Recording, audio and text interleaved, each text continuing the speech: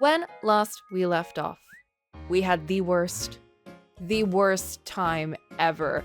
That might have been the most exhausting section in any visual novel I have ever played. That is counting Fata Morgana. I don't know, that was so like distressing to go through. It was like exhausting. It was impressive, yeah. It's impressive. But I feel like anything that happens past that point we can only go up, right? We can only go up. Because that was like, oh my god, I felt miserable. I feel like everything that happened was just like, no, please, no. Just no, please.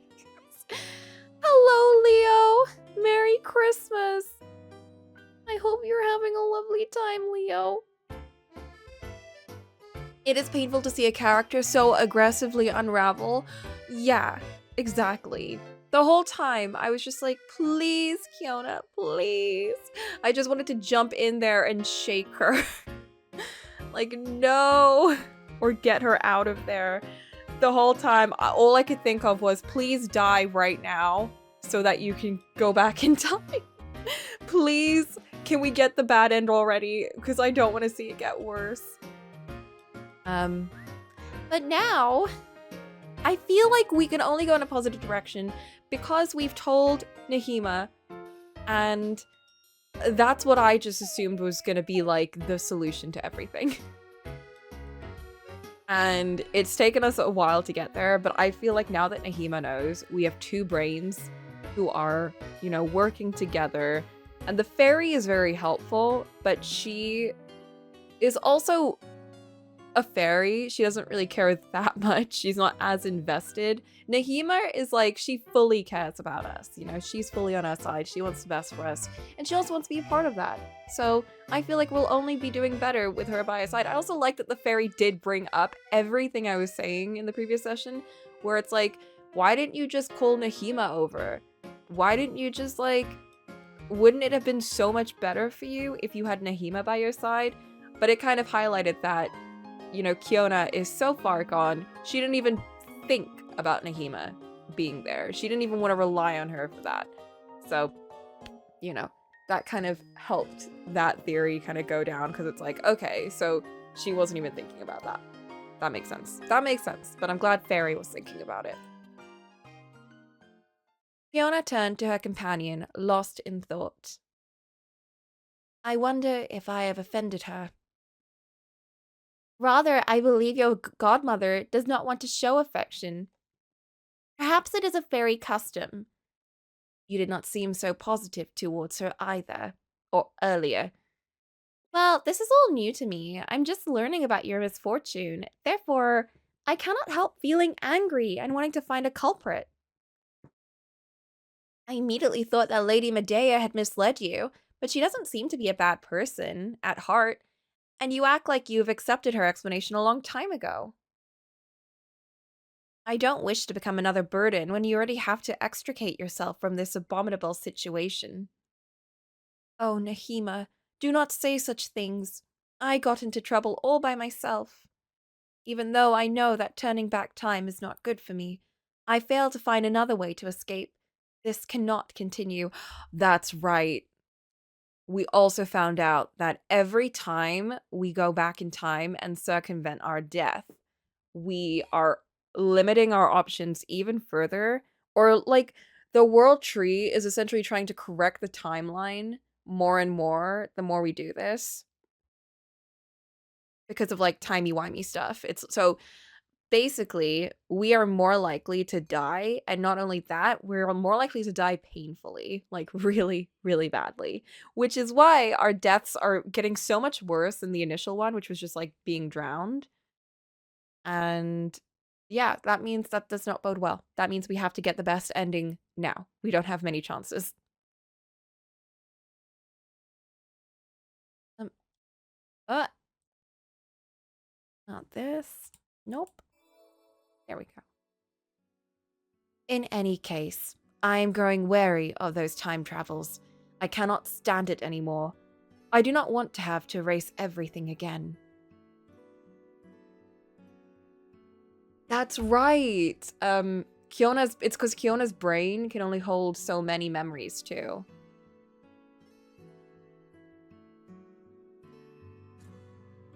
Oh.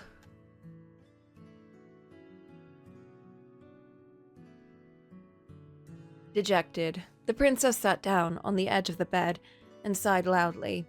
Hunched, worn out, she seemed to have aged prematurely. The dashing young woman Nahima knew so well had disappeared in a few hours, replaced by a stranger, someone who was sinking into silence, already jaded, already disgusted by life, yet her face was still the face of a loved one. It was at that very moment that she genuinely realized the seriousness of what was happening. Kiona was not the same anymore. She was going away from her, far away, to a place where she could never follow her. The fairy was right. She had to act quickly, save what remained of the former princess before she became someone else for good. What will become of me, Nahima? What will become of us? Powerless, the retainer sat down next to her, a sad smile fixed on her lips. Slowly, gently, she stroked her hair. Perhaps it is a sign of God. Perhaps my struggle is futile, and I should give up. A clumsy silence settled in. Nahima managed to muster all the strength she had to maintain a link, any snippet of conversation. That thing keep popping up. Here we go. Have I already told you the story of my family? No, you have never mentioned this topic.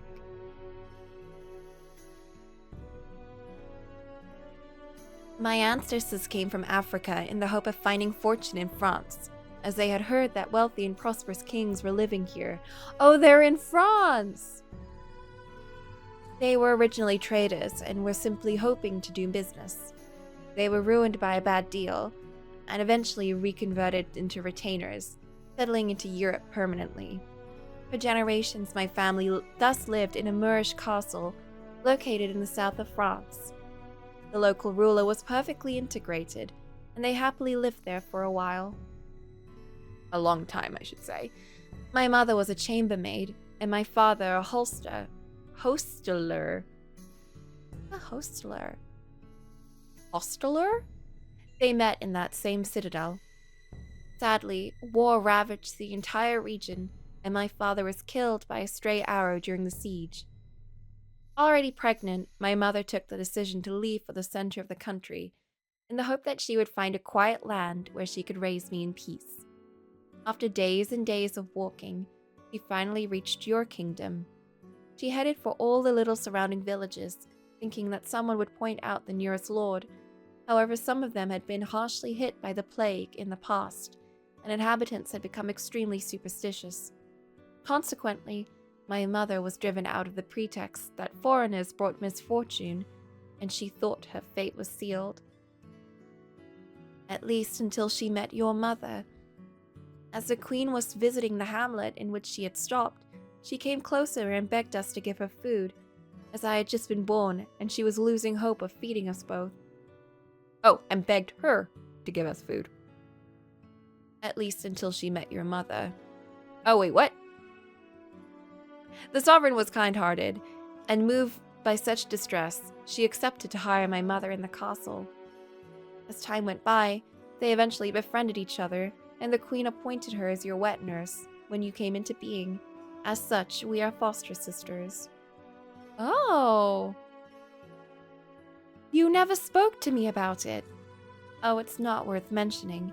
I mean, I'm only the daughter of your wet nurse.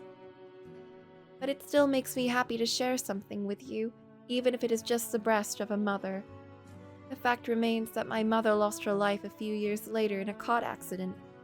Do you remember her funeral? Alas, I was much too young. I was not much older, and yet I remember everything with clarity.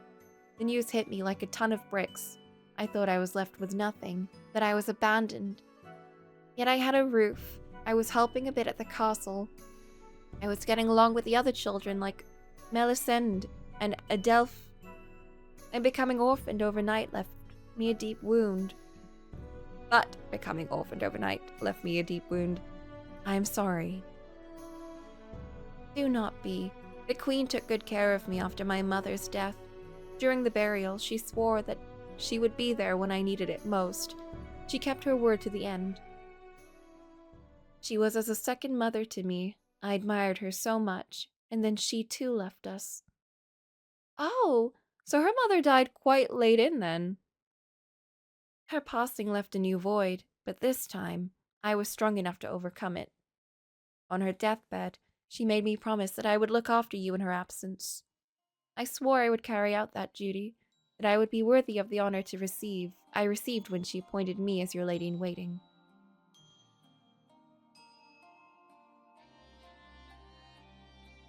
I swore I would do my utmost to make you happy. I swore I would be there for you in turn. And I am grateful for that, Nahima.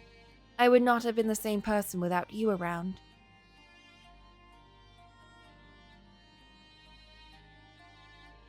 Hostlers, didn't catch the spelling, so I looked that one up, are people who handle container movement in shipping yards or warehouses. Moving of heavy goods for transport. Oh, okay. Fiona intended to brush her cheek as a sign of affection when she realized her skin was damp. Large tears were falling down the companion's face. Nahima? Princess, tell me, have I failed to fulfill my promise? The young Moor stayed speechless, shocked by her friend's grief. What you are going through, what you must endure, your father's madness, and then this vicious circle. Is that not the proof of my failure? I was supposed to ensure your happiness, and I am powerless before your hardships. You are in pain, and I cannot do anything about it. Unable to blurt out any more, she burst into tears. Fiona was so shaken by her sadness that she temporarily forgot her own. Oh. In silence, the princess took her retainer in her arms and hugged her as tightly as she could. Shh, do not cry. I am here. Nahima opened her eyes wide and held back a hiccup. She realized her friend was comforting her for the very first time since they had met each other. Never before had she displayed so much tenderness. Her body went into a panic at the stupefaction was sinking in. Her face flushed. Soon she became unable to utter a single word. It seemed to her this moment was lasting forever. Night had given way to the sun, and warmth was now permeating her flesh. She had to say it. She had to reveal what was hidden deep inside her heart. She had been hoping for the right moment for so long now. Timidly, she raised her head without daring to make eye contact. Princess, Fiona dried her tears and thoughtfully smiled back at her. It is I who have failed to fulfill my promise. Nahima, none of this is your fault. But everything will be all right, I promise. From now on, I will no longer keep you away. What little courage Nahima had left got immediately swept away, and she simply nodded. No! The princess did not notice a thing. She was too focused on her own issues. In truth, she internally felt guilty about, you know what, now's not the time anyway, about neglecting Nahima all this time. She did comfort her in the previous timelines around the time of her departure, but it had only been to better bid her good riddance afterwards. As soon as the castle was out of sight, she had abandoned her. How could she have lost her way to that degree? I know, we really did just completely forget about her every single time. It was precisely because her confidant mattered so much to her that she dared to defy the fairy's tribute. Her godmother had been right. Once again, she had to make sure she would never forget this lesson. I finally understand what is important to me, what I need to save at all costs. I must cling onto this glimmer of hope so that darkness can no longer have a hold on me. How beautiful, princess. You sound so mature all of a sudden. Yeah.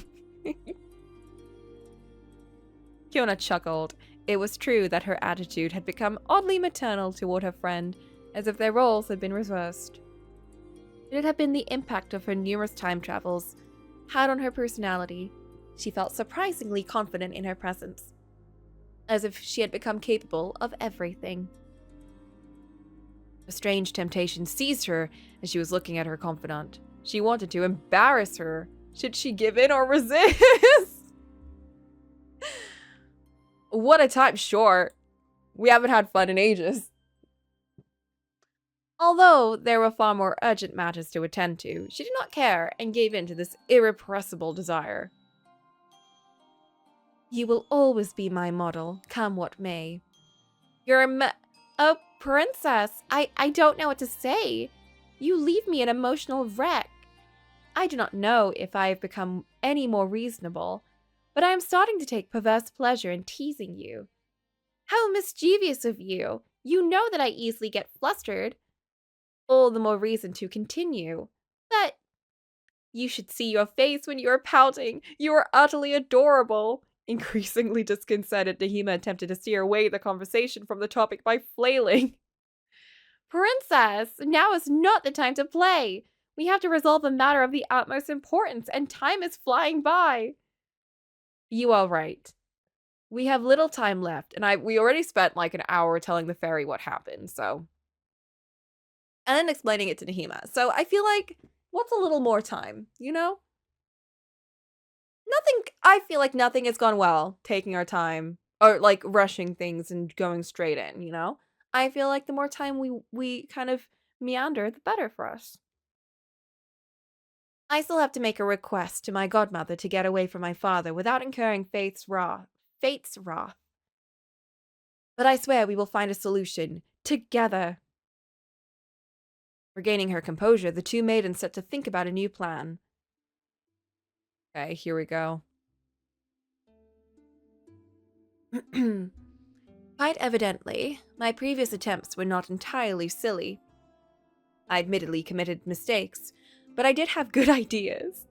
Only I can make a difference by keeping those good ideas, and maybe combine them. I strongly agree. Concealing yourself in an object in such a way as to be transported over long distances seems like the best way to flee. I think that was a good idea. I think we just need to get Nahima in there. It would be too limiting to walk, and it would not be wise to embark on a boat or on a cart when your father's looking for you. You would be instantly recognized and apprehended. The trouble is to be able to choose my destination. Traveling on foot is bound to lead me to Lord Grisel's kingdom. And the Golden Bull only allows me to reach Lord Thales. Considering the outcome of our previous meetings, I'd rather never see them again. Quite understandably. Deeply focused, Nahima leaned against the princess's voluminous wardrobe in order to better consider their options. We need another object, something big enough so you can hide inside, yet innocuous at the same time. She grimaced as she was tapping her fingers against the wood of the furniture. All of a sudden, she had an epiphany. Princess, I know! Your wardrobe! What? Explain, I do not follow. Excited, the retainer opened the doors and invited her mistress to examine the wardrobe. Your wardrobe happens to possess some sort of false bottom. I noticed it one day when I was hanging dresses. See this partition? It's actually possible to tip it over and slip behind. Just like Narnia. This is rather astute, but my father is not an idiot. He will surely search the castle from cellar to attic. Well, that's why we need an additional trick. We must script your disappearance in such a way that he won't even think about inspecting what's right under his nose. If my godmother can provide an elixir with a longer effect than the previous times, it seems conceivable. I only hope that he is going to rid himself of my belongings, as you suspect. Otherwise, I will be stuck here again. Trust me, there's no reason this plan should fail. Very well, your idea is adopted. I have no alternate way. Let us call my godmother without further delay. Oh, she's here. I'm never far away. The two young women flinched upon hearing the fairy's voice, as she had once again appeared without warning. Without meaning any disrespect, godmother, could you show yourself in a slightly less sudden fashion? I'm not asking you to knock on the door, but I must admit that it is rather tiring to leap this way each time I need to solicit you. I'm obligated to deny any responsibility if I have abused my teleportation ability in previous realities, as I have no recollection of it. You could not have forgotten about our first encounters or your intervention to dissuade me from returning to Claremont.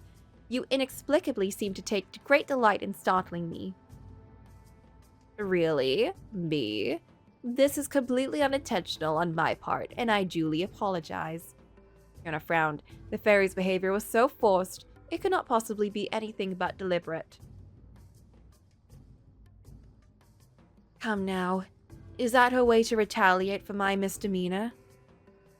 Had she not repeatedly saved me from the scaffold, I would have sworn that she was trying to scare me to death. Right, enough chattering. Have you made up your mind? We would like to reproduce the same strategy I previously used, but with my wardrobe instead of the golden bowl. But the magic filter you had concocted for me would need to last much longer, over a week at least. I don't get why we don't just have her hide in the wardrobe and then concoct a fake dead body with a fairy. Surely the fairy could make that up. Well, this is within my capabilities for sure. However, something is bothering me. You are aware you can borrow me any other magical object, are you not? I have not forgotten, Godmother. Feigning death nevertheless remains the best option available to me if I want to deceive my father. Very well, very well. Once more, the creature performed a few graceful gestures and a familiar vial appeared in her hand. Here is your potion. As she was holding out the vial, Medea started to mumble in a low voice. I suspect you take as much pleasure seeing me create those stupid elixirs as I do appearing in your back. You were saying, Godmother? Nothing. As soon as you take the beverage, you will fall into a deep sleep that will last exactly 10 days. I advise you to drink it at the last minute, etc., etc. The fairy was able to suppress a polite yawn. You know the routine. Call me if there's something due. Her silhouette vanished almost instantly. I'm beginning to question the benefit of having my godmother remember my time travels. She seems inconvenienced by my requests. I suppose it's her way of making you feel that it is high time for this unfortunate chain of repetitions to end. You must be right. Well, what is your plan?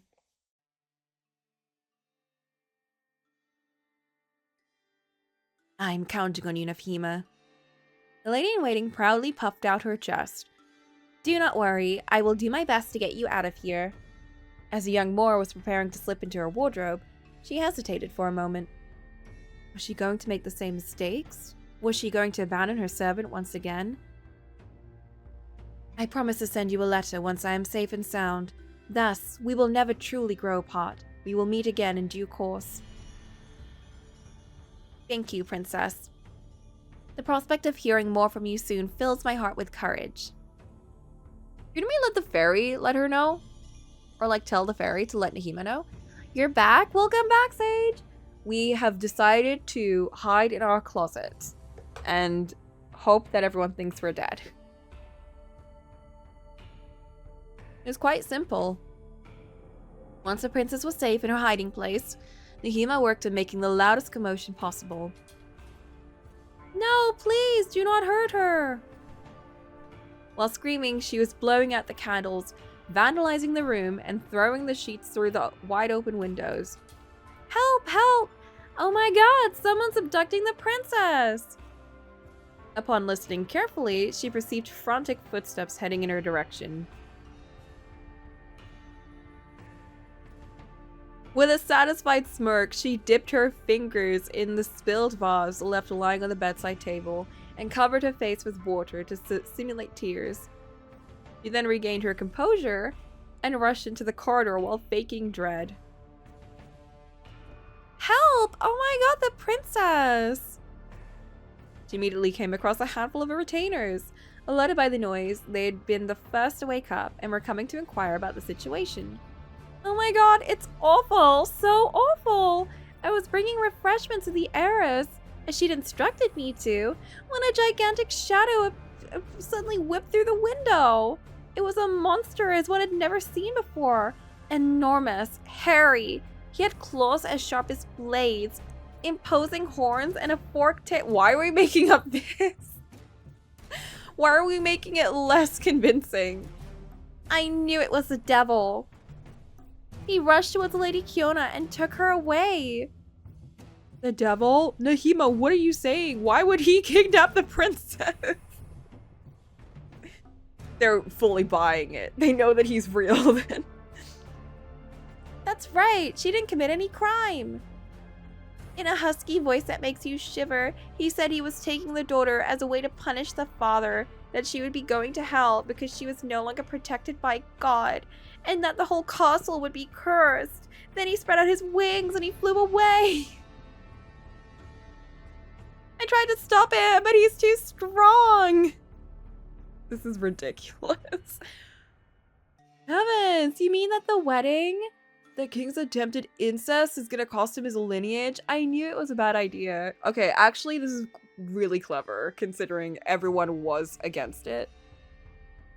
Until the last moment, I tried everything to save her, but it's just too late. She had been spirited away.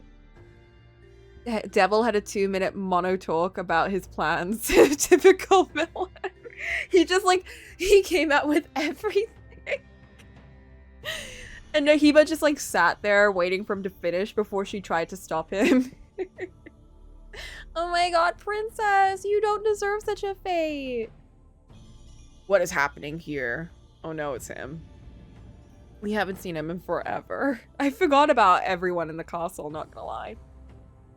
Informed about the commotion, the king himself made his way to his daughter's bedroom to examine it and obtain Nahima's testimony. Quite strategically placed in front of the wardrobe, she told her story again and added new details, each one more horrifying than the last. She was crying and cursing so much that she was easily believed since she was the closest person to the heiress. The sovereign could only assess her desperation. He still sent horse riders roaming the kingdom to search for her and order the subjects to disperse. The deception was working perfectly. As soon as he turned his back, retainers slipped into the bedroom to confirm the lady-in-waiting's account. Upon catching sight of the evidence of a fight, they immediately started to spread rumors about the abduction.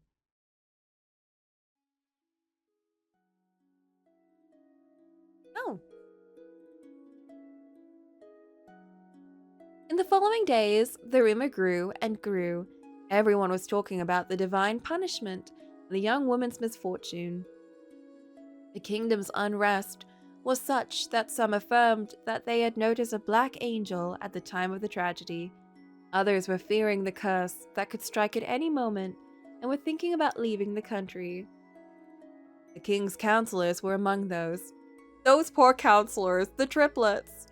They were lamenting and relentlessly begging the Lord to turn to God to atone for his sins.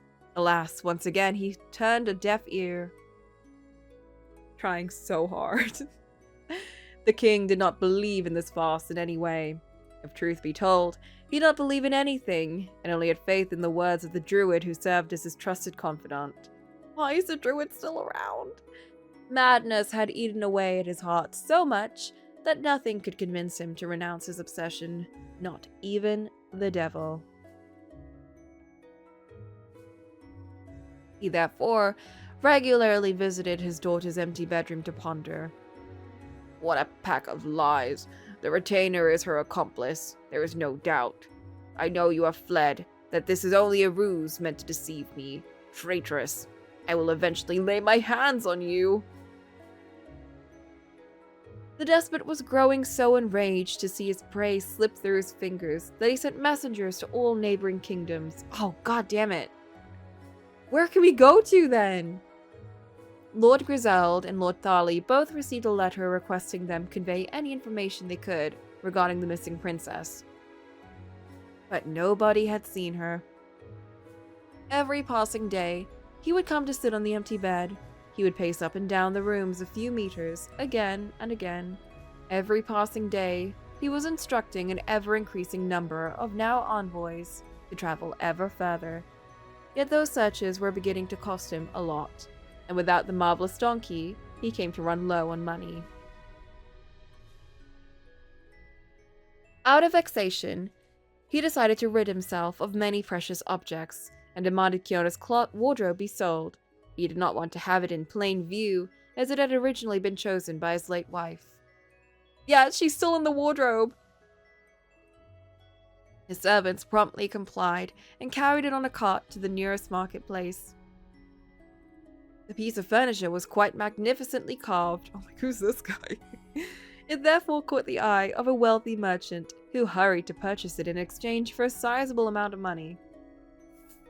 Once in possession, he transported it on his boat and sailed away towards a foreign country. Oh no, how's Nahima gonna get there? Oh, she's following. Nahima, who had secretly followed the retainers, watched the crew's departure from a distance with a trembling heart. May the ship carry you to a more favorable land. I will remain in post, waiting for a letter every day. She should ask them, like, where that boat's going.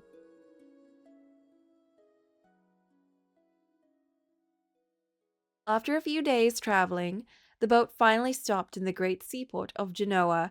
Italy! Oh my god, I've been there before! Genoa is such a lovely place. The trader who specialized in rare and precious items was so— oh my god, that's also where Luca's studying! From Luca, the Pixar movie. Was hoping to make a hefty profit out of his new acquisitions. As it happened, he was also the friend of a king. Oh no, not another king. But we wanted to present the best merchandise to him before anyone else.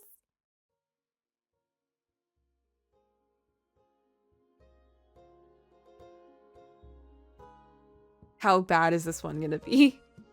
Thus, Genese, as he was called, showed himself the day after his arrival. That sounds French. I hope I'm not coming here for nothing, merchant. I came back from hunting empty-handed this morning, and I am in a very bad mood. I hope for your sake that there are genuine treasures amongst your trinkets. Fear not, your majesty. Oopsies. I've traveled extensively in all kingdoms of France. I only bring you today what is most beautiful.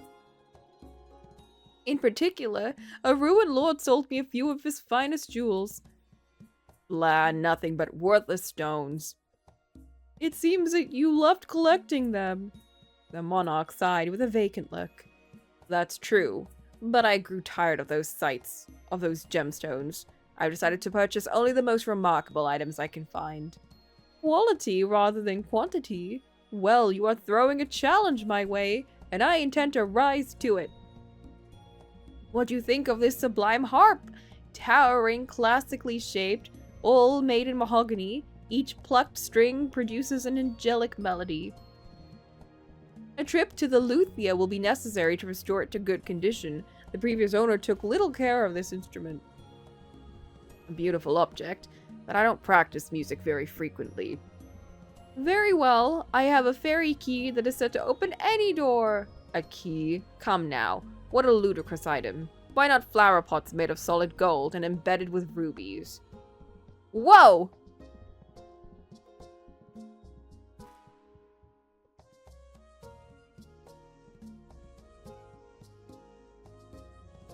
There we go.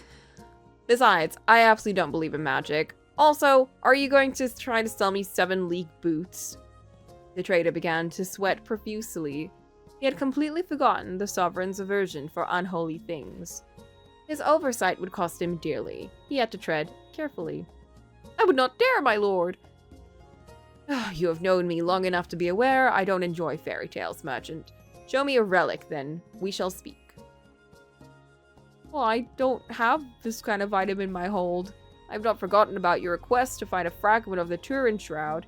Numerous pieces of fabric have been presented to me, but to this day, I have never been able to prove one of them to be the linen that was once wrapped the face of Jesus. A great pity. That's such a specific request. However, I cannot help but notice that it has been quite long since I found anything interesting to buy from you. I am disappointed. With sweaty hands and a dry throat, the merchant surreptitiously rummaged through his chests, in search for that one piece that could make the Lord forget his blunder. King Janez was a powerful man. Conducting business with him guaranteed a sizable income. He was also a particularly difficult customer. He had to be regularly pleased to maintain such profitable relationships. People are after that shroud? I didn't know that. I didn't know that was a thing. After thinking deeply, the trader suddenly had a bright idea. Oh, I may have an ace up my sleeve. Oh my god, hello, Alti! Merry Christmas! This is a... Oh, shit! I need to put the warning on the title. I forgot to do that. This is a visual novel that's based on fairy tales. And we had the worst ending last time. Were you there last time? Because that was probably the worst. Merry Christmas? Merry Crimes. The Shroud, the Spear of Destiny, and other things associated with the Jesus crucifixion. Or crucifixion. The Spear of Destiny? What's the Spear of Destiny? What's that got to do with Jesus? I don't remember a spear in the story. I would have thought just the nails that affixed him to the crucifix. But not a spear. Was he speared as well? Did they spear him too? Oh, well, last time, Alti, we went back to Lord Thali to, like, try and, like, woo him and get a baby again. But this time we rushed it because we already knew what to do. And we were so paranoid that we essentially made everyone hate us and pushed Lord Thali back to his wife. And then we became the crazy one. And then they were like, we should just kill her.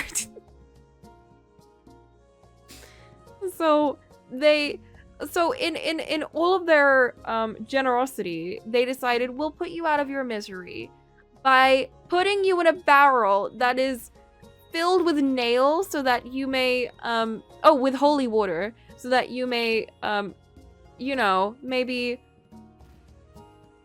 find some peace.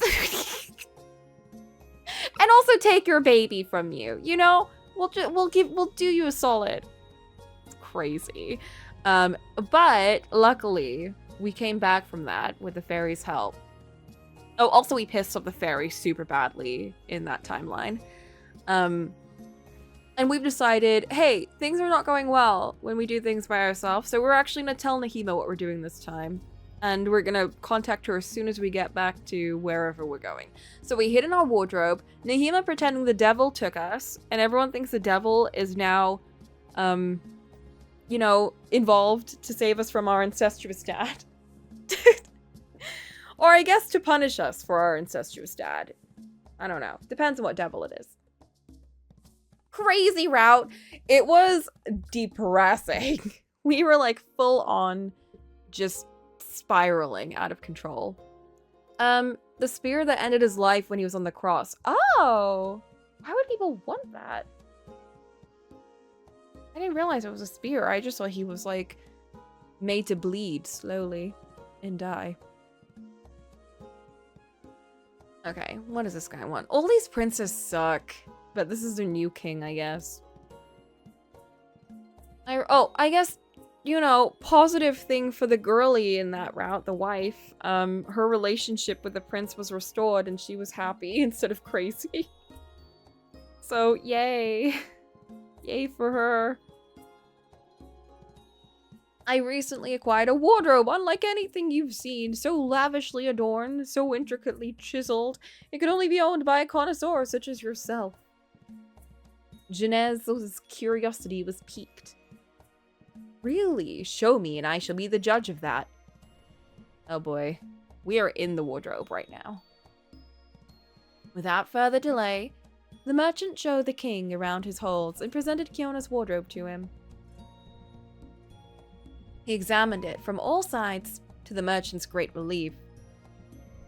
He's coming closer to inspect it. This is good. I sense he is interested. What do you say, Your Majesty? Is this furniture item to your liking? Very much so. The moldings are exquisite. The best part is there are still dresses inside, made from the most refined fabric. They are in excellent condition to boot. It would suffice to hire a tailor to adjust their size to fit an owner. You have in your hands the perfect gift for a great lady.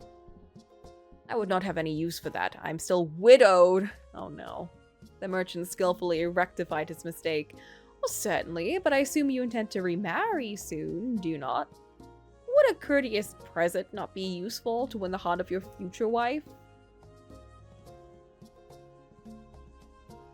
Genez pretended to ponder, as he was keen to appear hard to satisfy, but in truth he was already captivated. Deep down, he'd even decided that he would not leave the boat without this wardrobe. What is your price? Uh-oh. He was told the object was very expensive, which did not bother the king in any way, as he was living in opulence. He thus hurried to spend the large sum of money necessary to acquire it, to the euphoria of the merchant, who was delighted to make such a good deal. The wardrobe being quite heavy, it was carried to the castle. Sovereign insisted that it would be placed directly in his bedroom, where he could admire it. Genez was satisfied by his purchase. He did not fail to touch the wooden decorations. He's so jazzed. Oh my god, this is the same bedroom as Prince Thali, except we don't have the golden bowl this time. I will say this. Prince Thali was a lot of things, but he still looked hot, you know? He had one thing going for him. He looked good. If only he knew how right he was. Ooh, there she is. Unlike the first guy, Griselda. Ugh, Griselda. What a loser. Well, they were both losers. A few hours later, Kiona awakened inside her wardrobe.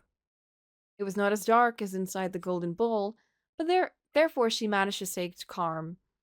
Calm? I'm gonna drink some tea. Hotness is more important than crime. Listen, his biggest crime was he's a very Mel type now that I think about it. His biggest crime was his inaction, and well, he's worse than Mel. He's worse than Mel because he's setting up a lot of stuff. His inaction and his penchant for just like never confronting anyone, never apologizing, just like keeping things going, letting all these ladies go crazy over him. And then being like, whoopsie doopsies, not my responsibility. Oh no. And then the second they get like crazy, he's like, oh no. Whoops. Even as a Mel hater, the guy was worse than Mel. It's always the pretty boys that are like, oh no, we didn't do anything wrong. But we also didn't do anything. And it inadvertently hurt a lot of people. And then decided, oh, you know what's a good way to like deal with one of my exes who she's like causing a lot of trouble. Let's just put her in a barrel filled with holy nails. And then, yay. I'm a victim, for real. At least he didn't say that. That would have actually sent me if he was just like, oh, this is such a shame. What a shame that this happened. It's the fact that he acted like he felt bad that made me like, oh, you're the worst. He was like, the way he was just like, oh, this is such a shame that all of this happened to you. And it's like, you did this! What do you mean it's a shame? And he's like, well, I guess the fact that I thought for a second that he was going to do something good, because he seemed like he was. And then he's like, well, there's nothing to do but to let her die, I guess. I guess. My God. That's why I'm like, we had someone who was aggressive and violent and horrible. Then we had someone who was so pathetic and weak and useless and just the worst in that way. So what's this guy gonna be like? What's like the third thing? We have someone who's just like really violent, someone who's just a loser. So what's this guy? Love, the thing that kills you. Not even love. I'm pretty sure Kiona didn't even like him. Disinterested? Maybe. But I feel like Kiona wouldn't be interested in marrying someone this time, so I do wonder, what would the other thing be? Because I don't know if she would want to marry him. She's now like, she wants to find Nahima. Maybe, I don't know. She might have said that and then forget again. She methodically went over her options. Good. It would seem I'm still alive. That is a good start. I now need to ascertain where I am. Let us cross fingers Nahima's plan worked, and I will not come face to face with my father. Imagine he's outside. Young woman anxiously made the secret partition slide and half opened the furniture's door in order to better distinguish her surroundings. Oh no. See, for me, this is Lord Thali's bedroom because it's the same artwork, but imagine if Kiona opened the door and it was his room. The trauma. She found herself in a completely foreign room, probably the bedroom of a wealthy person, since the place was spacious and decorated with a lot of taste. Why is she squished on the side? Actually, I'm gonna go grab some water. Is there a possibility to not have a relationship, or is that a predetermined human thing anyone is running into?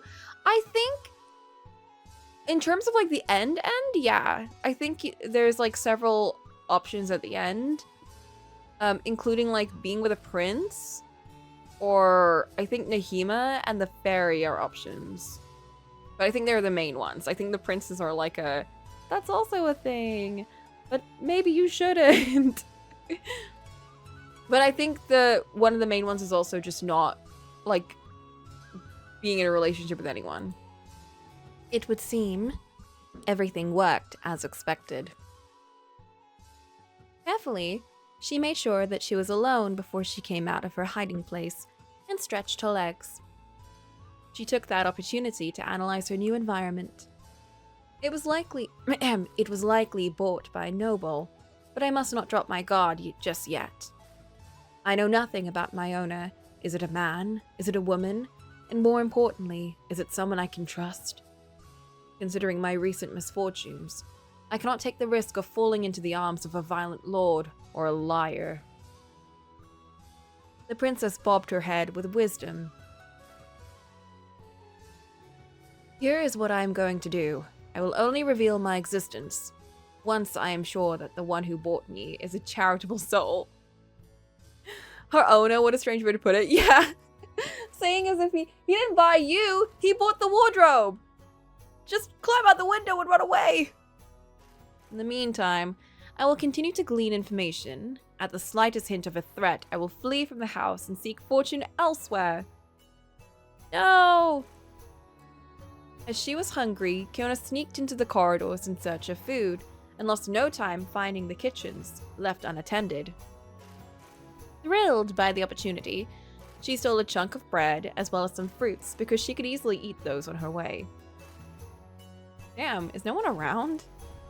Once her misdeed was done, she returned to the room. Then she slipped into her hideout, but not without dressing beforehand. As she was hearing all the noises around her, she quickly understood that she had reached the palace of a prince and that he was the one who had purchased the furniture. Janez and his retainers hardly suspected her presence, so they were completely oblivious at first. The sovereign would go hunting early in the morning and would only come back at noon in order to eat a light meal. He would then attend to his business and only return to his bedroom after supper. How did she survive that long inside there? She did not have a toilet, food, or anything else. So when she takes a potion, she essentially kind of like goes into like a stasis, like a coma state, but also because it's magic, she doesn't need to eat or poop or anything until she wakes up. Then she has to eat and poop and everything. Yeah, it's magic. In his absence, the young Moor had plenty of time to explore the area and steal the pittance of the day. Aren't there servants around? I don't think we're like a monstrous stealther or anything. Since she was quickly becoming bored, she began to make the bed, put ornaments away, and open the windows to get some fresh air. Many things explained like that.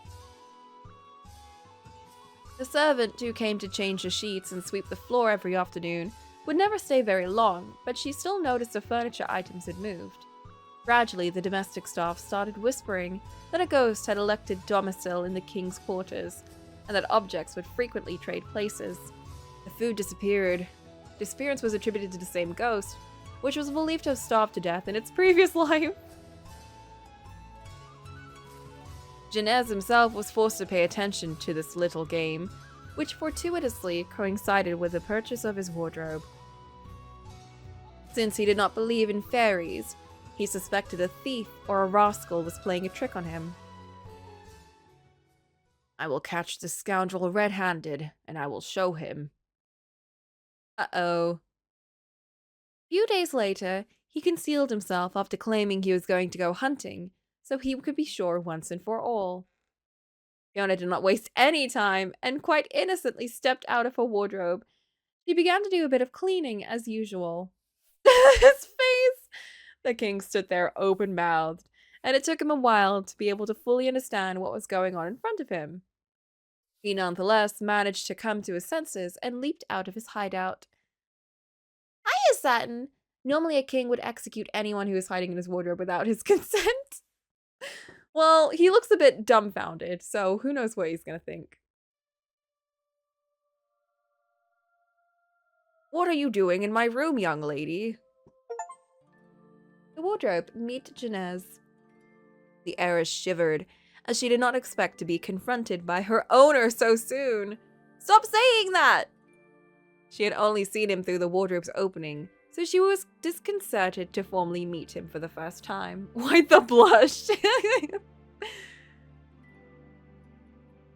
Oh no, the rascal is attractive. I guess we'll just have to marry them. It's giving, Lord Tharley, his reaction to finding her in the golden bowl. He's like, oh, a lady. Well, let me just get back in that bowl before my wife comes in here. Well, at least Genez is like a widow, so. Genez had a tan skin and the stature of a great lord. Under a mane of ebony hair, his two dark and grave eyes were gleaming. His eyes aren't dark, they look hazel. Get back in the bowls! It's a very different story. He looked imposing and much older than she was, probably in his 30s! So old. He does look a lot older than the other guys. Look, that's an odd unbirth joke. Just what you'd expect on a Coca stream, unbirth jokes. She still found him handsome.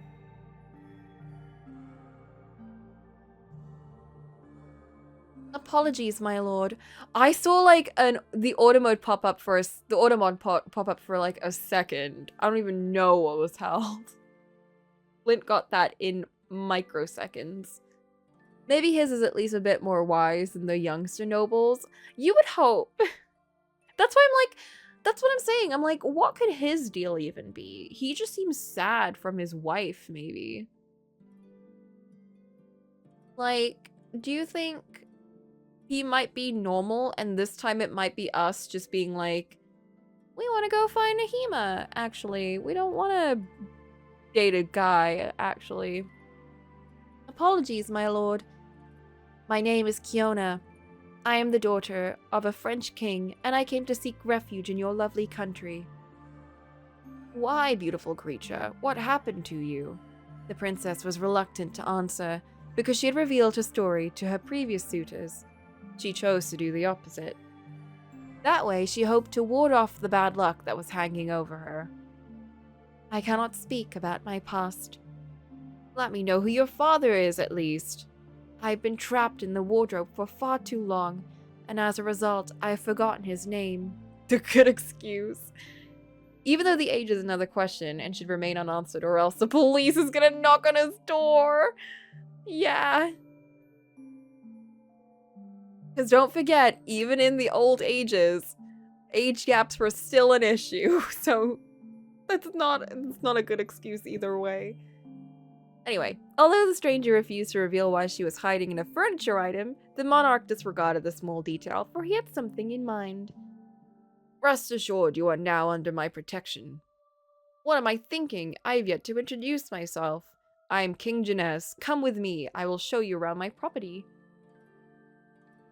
As courteously as possible, he led her into the hallways and showed to her the main rooms of the castle. Well, this is a step up from Lord Tharley, who was hiding us away all the time. While they were talking, he managed to learn more about him. Will I have the pleasure of meeting the Queen? Alas, I am recently widowed. My late wife died as a result from a fall from a horse. That's so depressing. What a tragic accident. Yes, it was devastating to me. We were riding in the mountains when her mount had an uncontrollable fit and galloped off. Unfortunately, it ventured into a dangerous area. The ground gave way under its hoofs. The dive proved fatal, and the animal swept my beloved along. Damn. Horse too fast. That's the cause of a lot of deaths, though, right? Horses, like, freaking out and then falling or, like, doing things. Cruel irony. She left without giving me a child. You'll only find myself here. She didn't even give me a child. The audacity. My condolences. You are very kind. You see, even though her passing saddens me, I still think of marrying again as soon as possible. I am not an old fogey just yet. I want to have an offspring. That is understandable. But ask the same question. A beautiful young lady such as yourself should be married. Wink, wink. I am painfully aware of that fact, my lord. With great regret, my father has always refused to give my hand in marriage to anybody. You are still a virgin? Fiona promptly lowered her eyes. She would have wished to answer yes, because she had gone back in time well before her relationship with Tharley, but she could not erase that experience with a wave of her hand either. He should execute her dead body for this criminal act of not bringing his offspring. Yeah, I don't think we're that far back. That's also just upsettingly easy, and yet they somehow made insanely elaborate ways to execute. Yeah, it's really funny. It's like, you could just, like, do anything and people will die, but you have to strap people into barrels and put them on crosses and, like, pull their limbs apart and whatever other. Like, people were kind of insane. Have you seen the way, like, they made monarchs die in Wales? Oh my god. The deaths that took place in those castles were insane. Anyway, confused, she did little more than silently smile. Janez interpreted that as a sign of modesty. What a thing to ask someone. You are still a virgin? You just met. His stern look immediately melted away, and he jovially took her hands. You should have said so, dear. Would you not want to become my wife? That way our two hearts would not be lonely anymore. The king looked at her one more time before closing his eyes with confidence. Fiona seemed an excellent choice.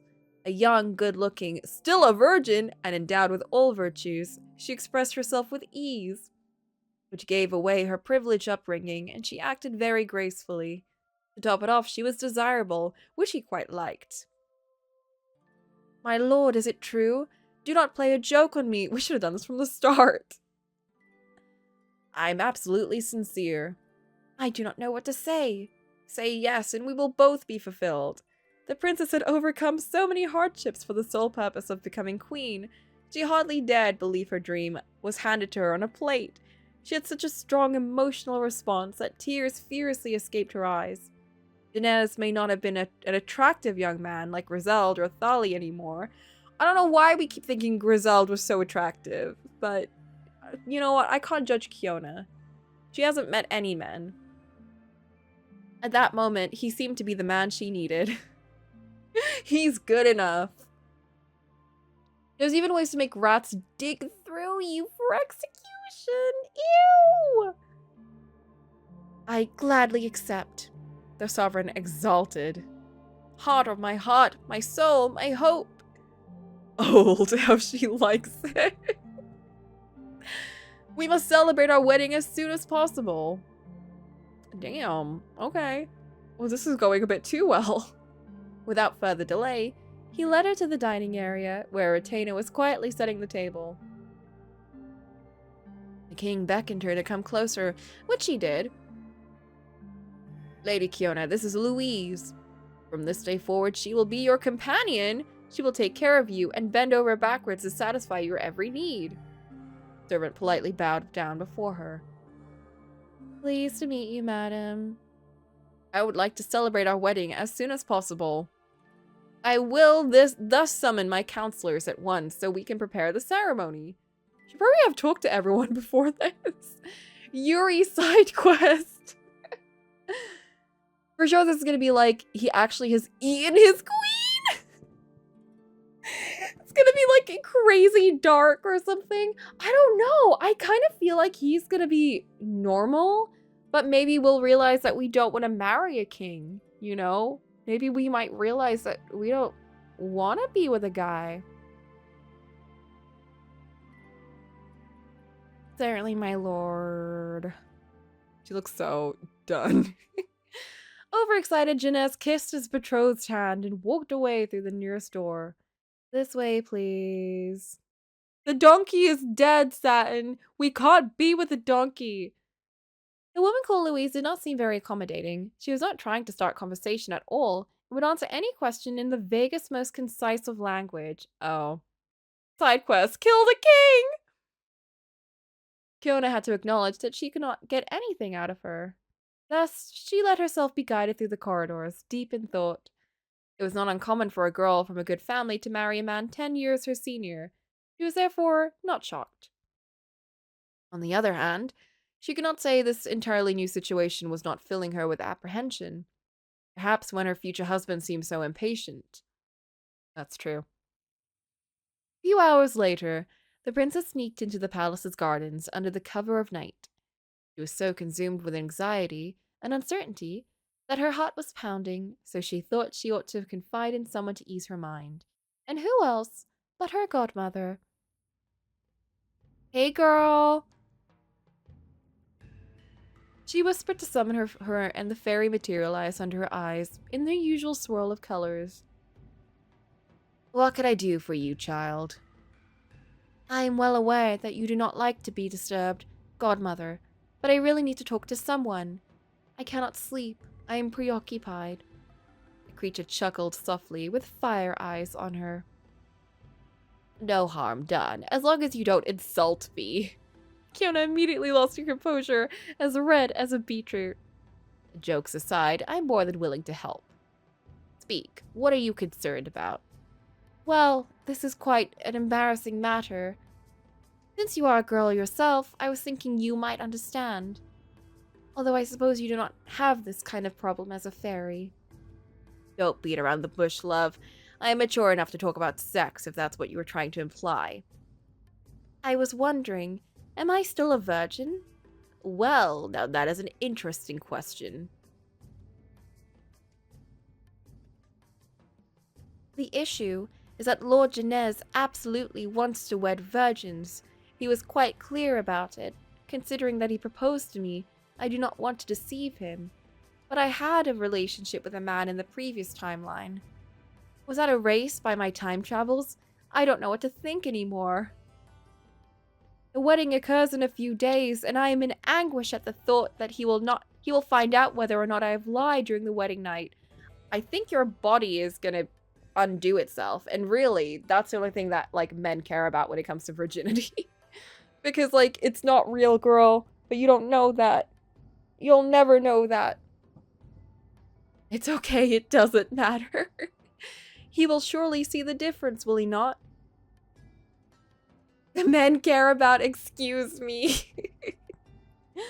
Well, realistically, that's why it was made up, right? Because men don't have a form of virginity. Or at least, you know, there's not like a way to, like, quote unquote tell. But it's not real.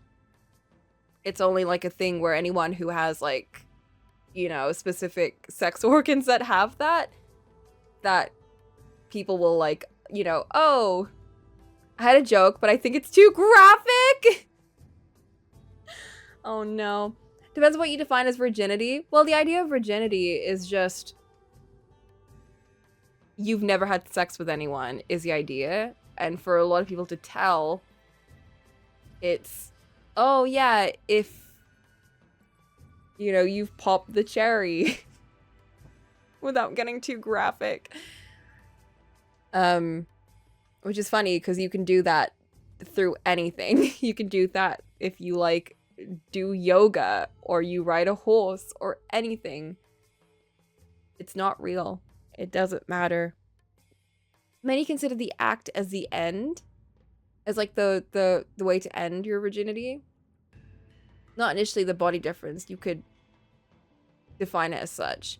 Yeah, I mean, people get very particular about it. The only reason I'm specifying men is obviously not all men. Obviously not everyone cares about this.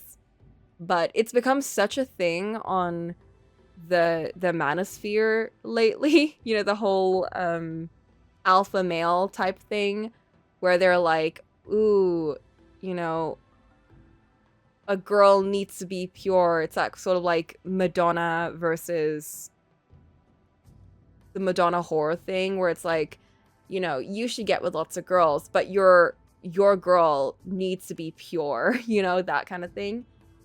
But it's like with guys, it's like, at least in the alpha male kind of thing, it's like, it doesn't matter for them. They should be getting lots of girls, that kind of thing. But your girl, the one that you're with, should never be with anyone else. It's nonsense. It absolutely is nonsense. All of it is nonsense. The whole virginity thing is nonsense. I'm good at getting people into strange conversations. It kind of makes sense with this game, though. You know, the idea of, like, what is purity and, like, does it matter? It doesn't matter. But obviously in this world, at this time period, it was such a thing in Christianity and all of that to be pure and, you know, otherwise the devil would come for you and all that. To call yourself an alpha is cringe? Oh, absolutely. 100%. But it's such a thing nowadays. And it's really funny, though. I saw, like, someone talking about, like, alpha TikToks. And it was just, like, this guy that kept going up to, like, girls and guys on the streets and, like, asking them about, like, you know, body counts and things like that. And there was this one girl who was like, anyone that talks about body counts is fucking weird. And she just leaves. And the guy who's, like, interviewing her was just like, mouth agape. And I'm like, why did you even post this video? Like, it just makes you look so dumb. But I'm glad they did, because that girl, she was on it. She was so real. So real. Anyway. Since you want me to be frank, I shall be. I have good news and bad news. Start with the bad one, then. You're not a virgin. What's the good news? It doesn't matter. It doesn't matter. To clarify, we will need to revisit the meaning of the word. Here we go! Virginity refers to two concepts. On one hand, the state before deflowering. The other is the state of discovering something for the first time. If we start from the idea of deflowering, then no, you have not lost your maidenhood, since the reality where you did no longer exists. What a relief. You said I was not a virgin anymore. The truth, princess, is deflowering itself is a myth. There are scarcely any differences between the body of a virgin and the body of a sexually active woman. Well, what about the loss of my hymen? My dear child, the hymen has never been a membrane synonymous with chastity, as they would have you believe. It is merely a skin fold of your genitals, among others. You see, since the dawn of time, men have been obsessed with the idea of controlling women's sexuality to continue their lineage. And that's why, see? A pathologic fear of infidelity pushed them to transform a mere anatomical detail into exact science. Did you know, for instance, some women are born without hymens? How can you ascertain with exactness whether or not they are still virgins? I do not answer. It was rhetorical. The only way is to ask them. I am sure that a doctor could examine me with his equipment. A physician has no way of knowing if you had intercourse. Those who claim otherwise are frauds. The father of modern surgery himself maintains that the hymen is not a thing that is constant or natural. In other words, it is impossible to demonstrate its existence. Yet the rumor spreads so much it is considered to be science in the eyes of some. That's true, because Medea is like, all times are the same to her, so she probably has seen future medicine and all that. My husband is unable to tell the difference, then? It would be a great relief, although I suppose I have no reason to worry if the hymen is not an irrefutable proof of chastity. The hymen is pretty damn useless, huh? It really is. I don't know why people have that, to be honest. I feel like it's not a useful thing for anyone, you know? It's just something that hurts you at most. That is where the real bad news lies, because your body betrays nothing. Men will seek hints of the slightest deviation in your behavior. The hymen is not a physical thing, but it is undeniably a social phenomenon. The foreskin keeps things clean and usually isn't a problem. The foreskin?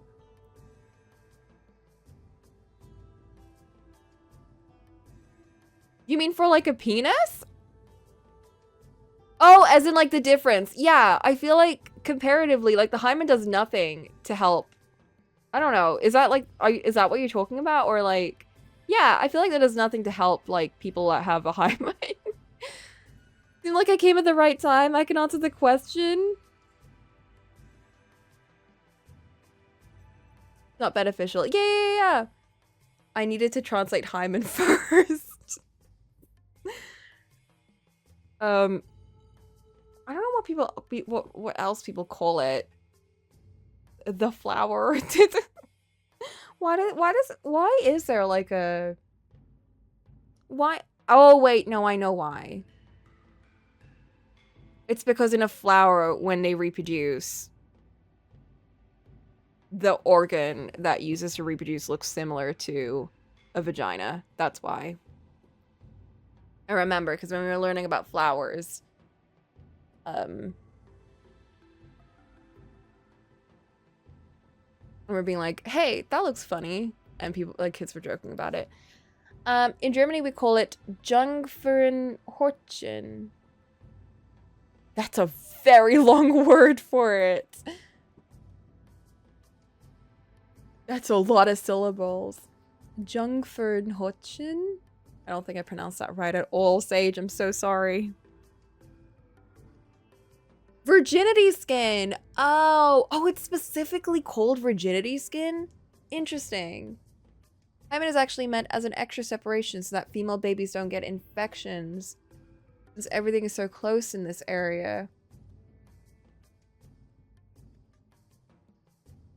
Oh, okay.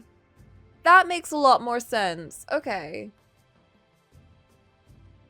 Once you're not a baby, it ceases to have purpose. Okay. Because I'm like, what is the point of it? Maiden skin. Oh, that's scary. I don't like the word maiden skin. Virginity skin sounds better. Jungfer is apparently maiden. Ah.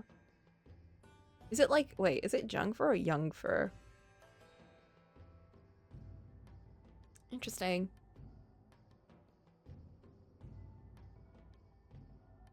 Fortune is skin. I confused Jungfrau virgin with Jungfer maid. Ah! Wait, really? Frau makes me think... Interesting! Frau makes me think of, like, the word for lady in German, because isn't that Fraulein? Fräulein? Wouldn't have made me think that. Interesting, I'm learning a lot. I really don't know much German. Good evening! Hello, Helia! Yeah, you joined at an interesting moment. Frau woman, young. Oh, young! So is it pronounced with a Y? Like young? Or is it jung? Okay, that does make a lot of sense now that I think about it. Our language is so similar to German, isn't it?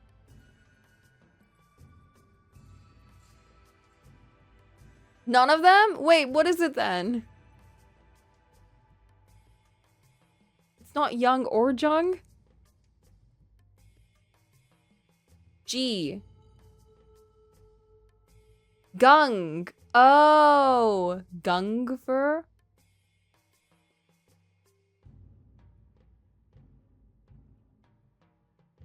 Like that?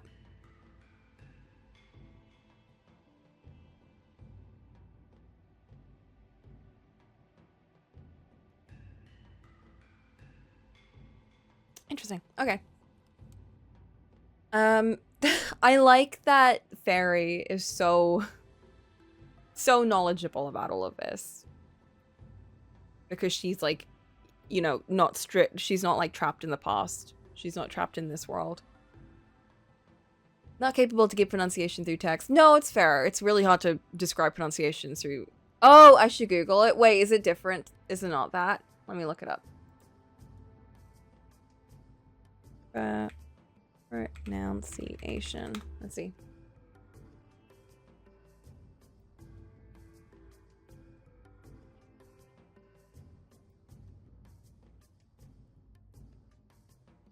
Jungfer. Jungfer.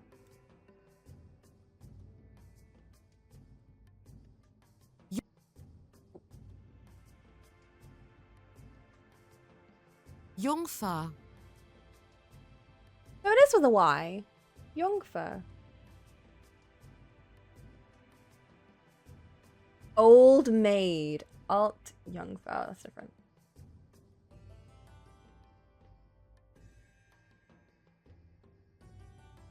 Jungfer. Jungfer. Oh. Okay. If I remain prudish and reserved, there will be no doubt about me, will there? Well, unfortunately, I can't guarantee anything. It depends solely on your husband to trust you. I can't tell if it's a Y or J. It's rather a deep J like Y. That's so confusing! A deep J like Y? Oh. Why are pronunciations so different from each other? This is like when you learn Korean and you have to find the difference between the two characters that sound exactly like A. One of them is supposed to be like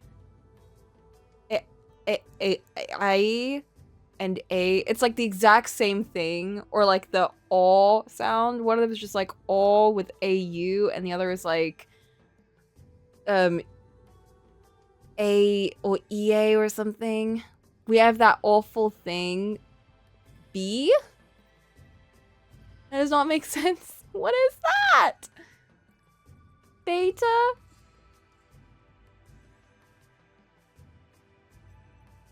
You have just a random Greek alphabet in there.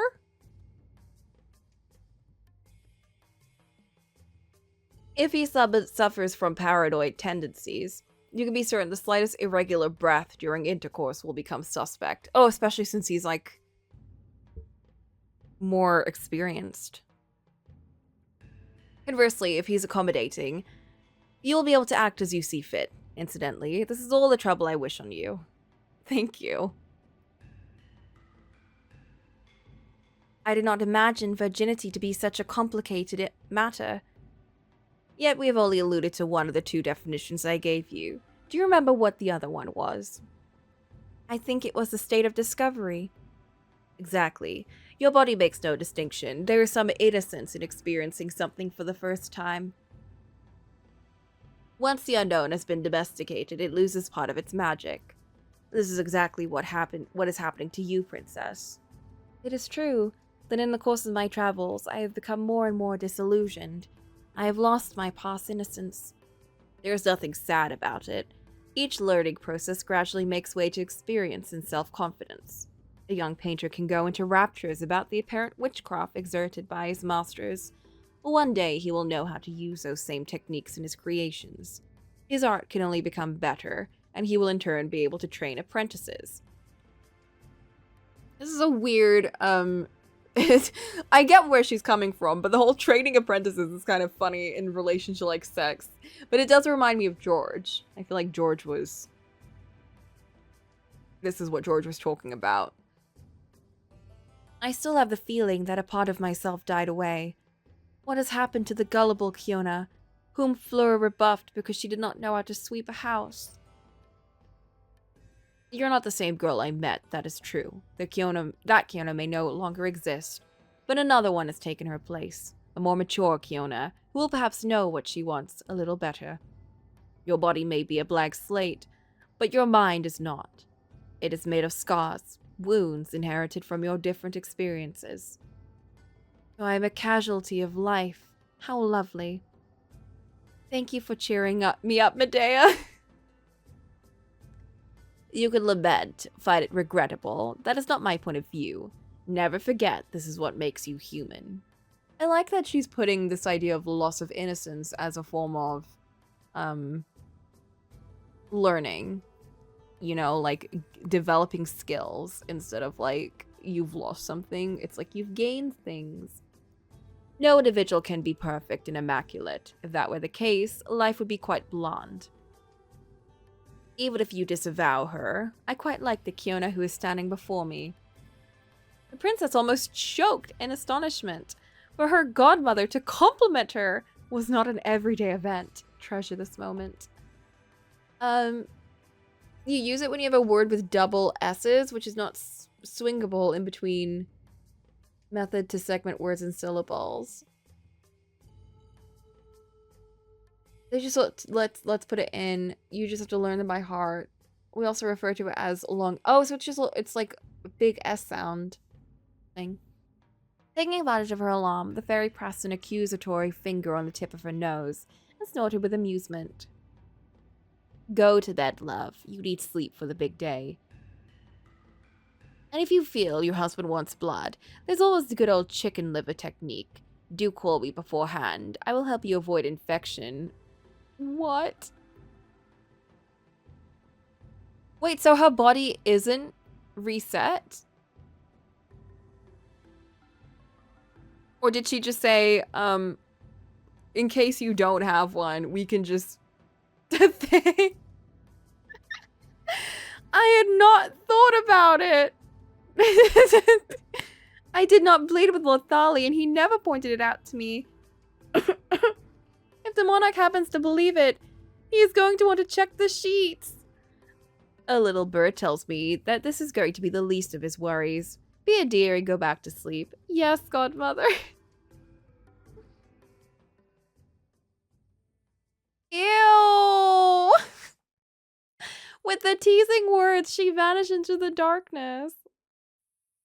Judging that her advice was quite good, Kiona complied, and the night chased her lost worries away. Ew! Only a handful of days passed between the arrival of the heiress in Genoa and the wedding ceremony.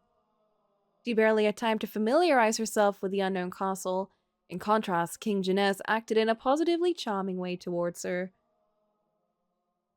Guys, what do you think the issue's gonna be? What do you think it's gonna be with him?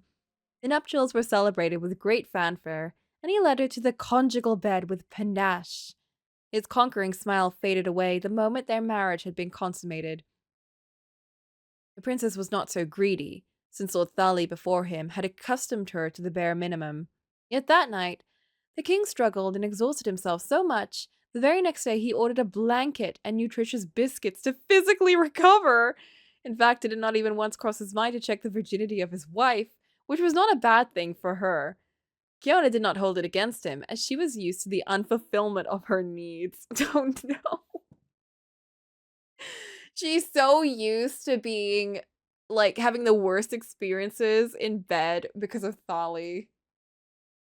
I'm sure this person's gonna be perfectly normal like the others. Shut up! Don't say this! Oh no. Hello?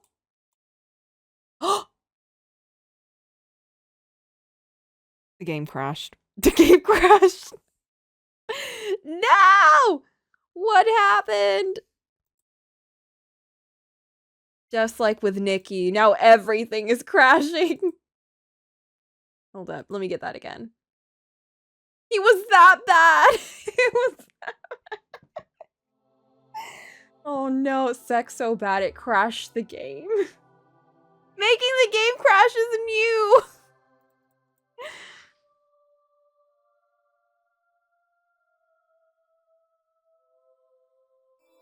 Alright, let's all the way back. Guys, I need to save more.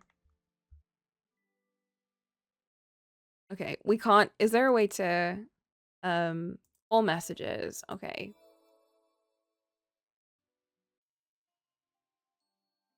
Tease Nahima, do that again.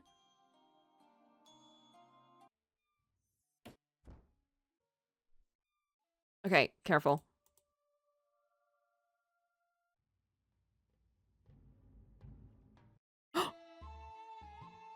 Let's go back. Let's go back. Let's go back. Let's go back. Let's go back. Oopsies.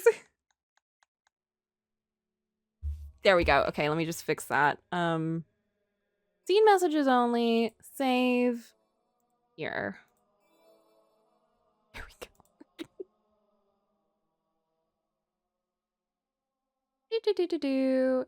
If truth be told, she dismissed the incident from her mind. We don't care.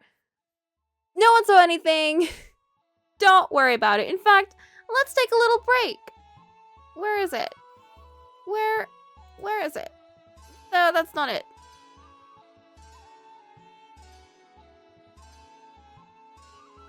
Where is it?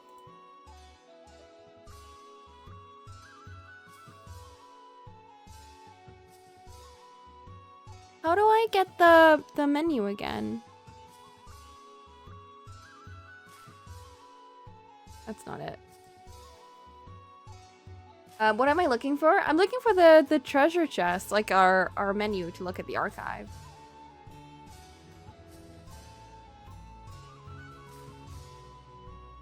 That's not working. Okay, I'll deal with it after. I can't find it right now. Following weeks unfolded like a dream. Kona was so busy attending balls and comedies given in her honor. She was enjoying appearing in her most beautiful clothes so much. You can't open it in novel. Oh, okay, that's fine.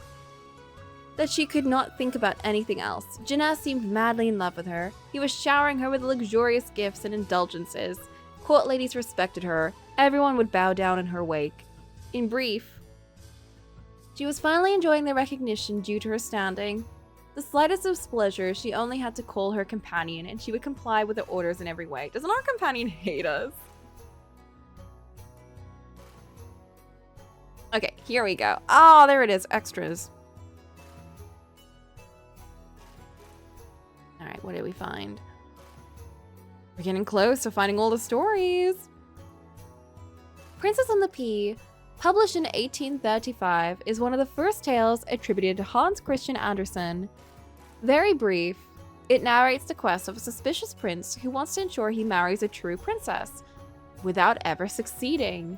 On a torrentially rainy night, a lost young woman comes knocking on his door and asks to stay the night, claiming to be a princess. Hold up.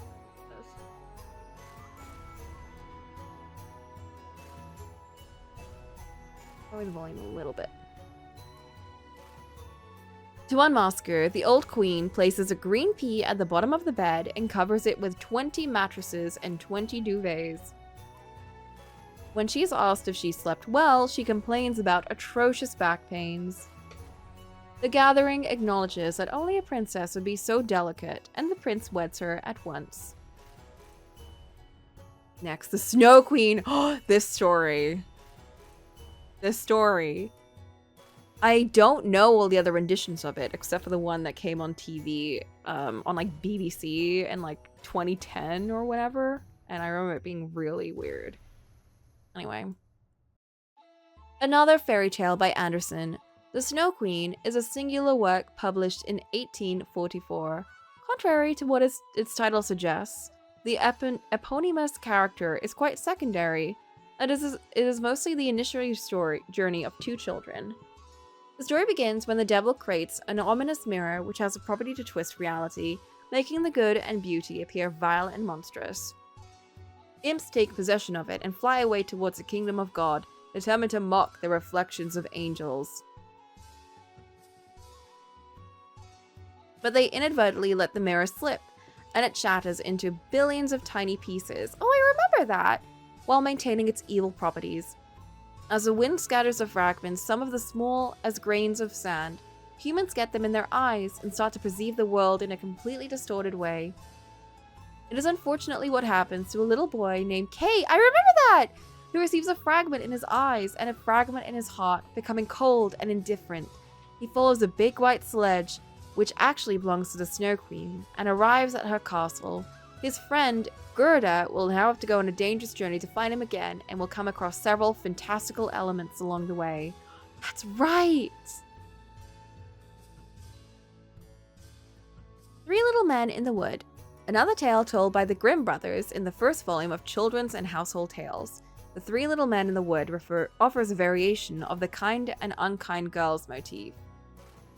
Two sisters that everything opposes, one virtuous, the other capricious, one scapegoat, the other favorite.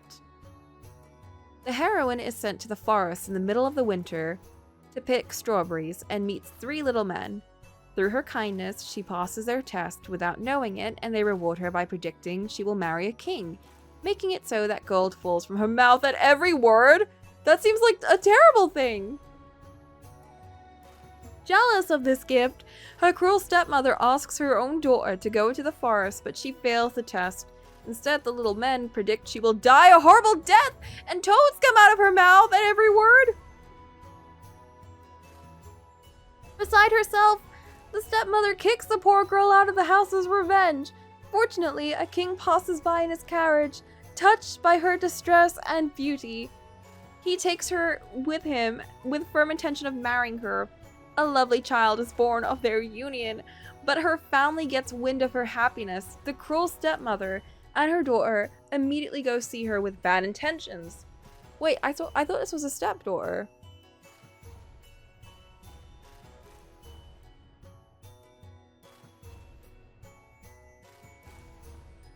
Wait. Go to see her with bad intentions?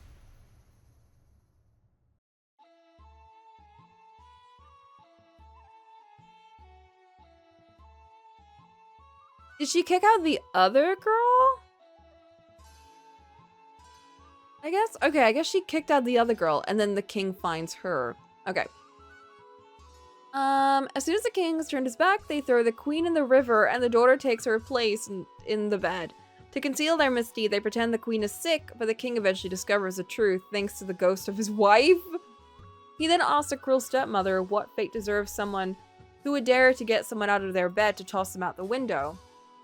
The old lady replies, such a miscreant deserves to be put in a barrel full of nails rolled down the mountain, without knowing any of it.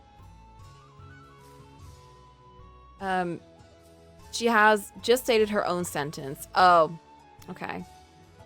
So that's where the barrel of nails came from.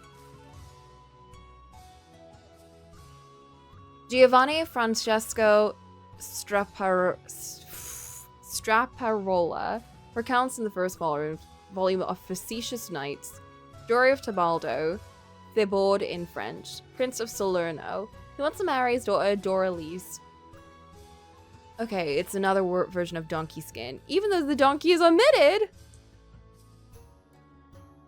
Everything else is here. The dying queen makes her spouse promise he will only marry in a second wedding of a woman who corresponds to an arbitrary beauty criterion.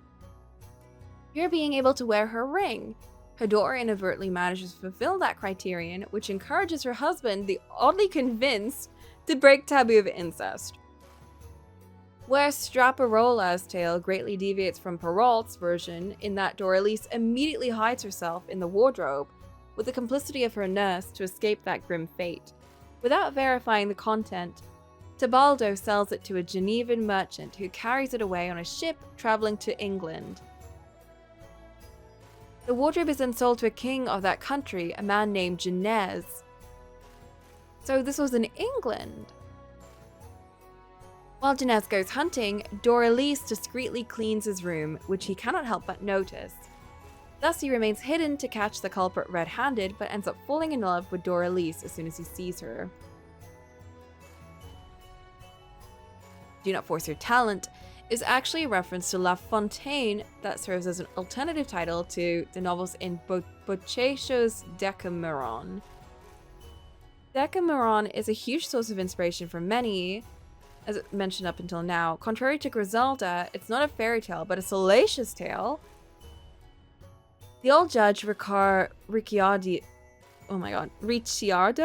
di Cinzica, convinces himself to only marry women who would be both young and beautiful. He has his heart set on Bartolomea. It's interesting hearing the Italian words instead of like all the French ones.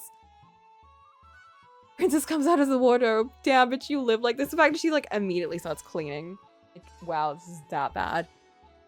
He's indeed unable to satisfy her and comes up with all sorts of pretexts for not touching her, to the lady's greatest disappointment. However, their relationship changes dramatically following a fishing trip. The couple's small boat drifts too far from the shore. The lovely Bartolomea catches the eye of an attractive corsair, Paganino, who promptly abducts her. He takes such great care of her, she forgets the judge and enjoys a peaceful life in his company. In despair, Ricciardo scours the city looking for her, and eventually hears that she is in Monaco, and hurries there as well. Once he arrives, surprised, Bartolomea claims she does not know him. After pressuring her, she admits she quite simply refuses to return to Pisa with him, as he does not care in the slightest about her needs. She's even willing to scrap her honor, considering that neither him nor her parents truly respect her. Humiliating, the judge scampers away before dying of grief. She then officially ties the knot with Paganino. Good for her. My god. I wonder if this is going to be relevant to the story. Everything happened so fast. The young woman did not forget her promise. Once she was accustomed to her new life, she set down all of her adventures on paper and wanted to deliver the letter to Nahima with best regards. Louise, would you be so kind to find a messenger to take this missive to France? Certainly, madam. The retainer quietly bowed and walked away. Fiona was eagerly anticipating her reply. What if the retainer just doesn't do it? Or the king wants to find out who her... Because I feel like that's going to be important. Her not mentioning who her dad was and everything. I wonder how many horseback riding days it takes to travel between Genoa and my father's castle. Nahima will surely tell me. I think it's across the ocean, so...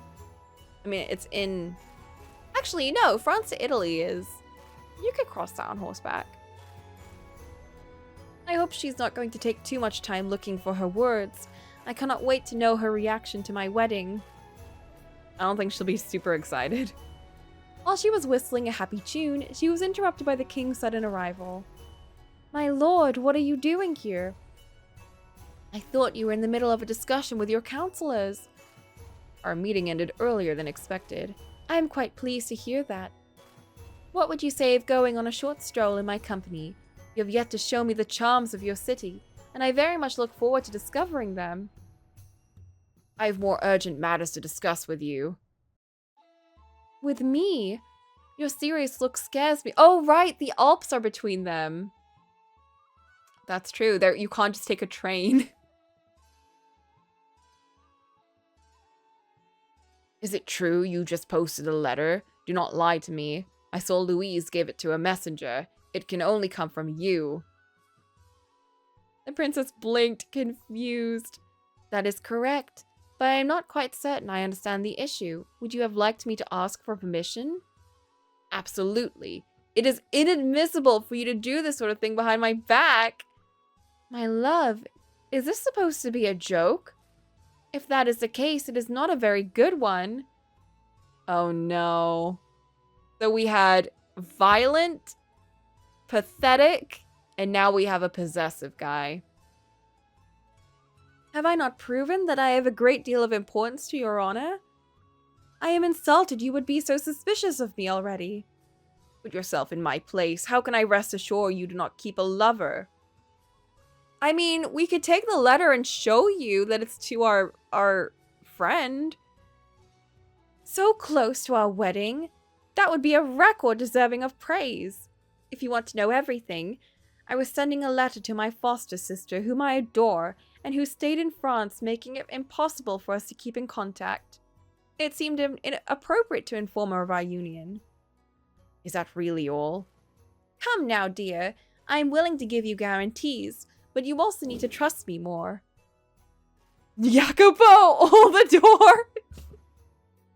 Wait! Wait, oh my god, you're right! Wait, you're right! In a different order, it's basically door 2, door 1, and door 3. No! We had Yukimasa, then Mel, and now it's Jacopo. And we're the white-haired girl. Oh no. Oh no, the ad's about to start. Guys, give me a second. I need to get some cheese. We're fucked. This is gonna be the most devastating one. Come now, dear. I'm willing to give you guarantees, but you also need to trust me more. You're right. I don't know what came over me. What if he killed his wife because he thought she was being infidel? If she was having an affair? I love you so much. I'm afraid that you're going to leave me and break my heart. I should have realized. Of course, the next one was going to be someone that loved us too much. Fiona stared at him, astounded. There's no need to worry that much. I am here by your side, and I do not intend to leave. I love you so much after I heard you were a virgin yesterday. Like, my god. There's no need to worry. I know, but when I look at you, similar to a goddess, so pure, so soft, loving, and fresh like a lily, I feel unworthy of you. You should not. The heavy silence gradually settled in. The princess nonetheless attempted to dispel the unease. Can we consider this incident over? Yes, my love. Oh, we need a therapist. A 5th century therapist. Whenever this is. It was the first in a long list of issues. As time passed, Kiona realized that her husband completely idolized her and did not accept her imperfections. Oh no. At mealtimes, he would examine what she was eating, and he would take away all the things she liked. My love, you consume too much high-fat foods. It's not healthy. I will ask the cook to use less fat next time. But that's the best part. What is the point of removing the element that enhances the taste of meat? You are right. I will demand the cook does not add salt to your broth as well. I prefer to make sure that your humors are well balanced. The princess jumped from her seat and thumped the table. Not salt! Why would I be punished like that? Why do you not follow your own diet? You know how worrisome my excess of bile is. The doctor recommended the same food to me for this very reason. Sit back down. It is unbecoming of a queen. Oh my god. No salt in my food? What is this, Love Island? Likewise, he had hired a tutor so that she could hone her theology practice and regarded activities that were unnecessary and ungodly with contempt. I catch you playing cards again. What's wrong with cards? I disapprove card games. Cruel woman, are you doing this to hurt me? Get this guy out of here! My dear, I've distressed once again. I have every right to spend time with my servants. Now that I am queen, it is my duty to learn more about my people so I can govern them better. What could be more innocuous than sharing their distractions? Innocuous? Innocuous? Have you forgotten that gambling is a mortal sin? Soon you will fall into addiction and sell your clothes. Naked you will come to beg me, and I will only be able to sigh that I had warned you. Oh my god. There is absolutely no gambling involved here. The loser has to pay a rather harmless forfeit. We laugh, and then we move on to the next game. In the previous round, I had to sing. What is dangerous about singing, I wonder?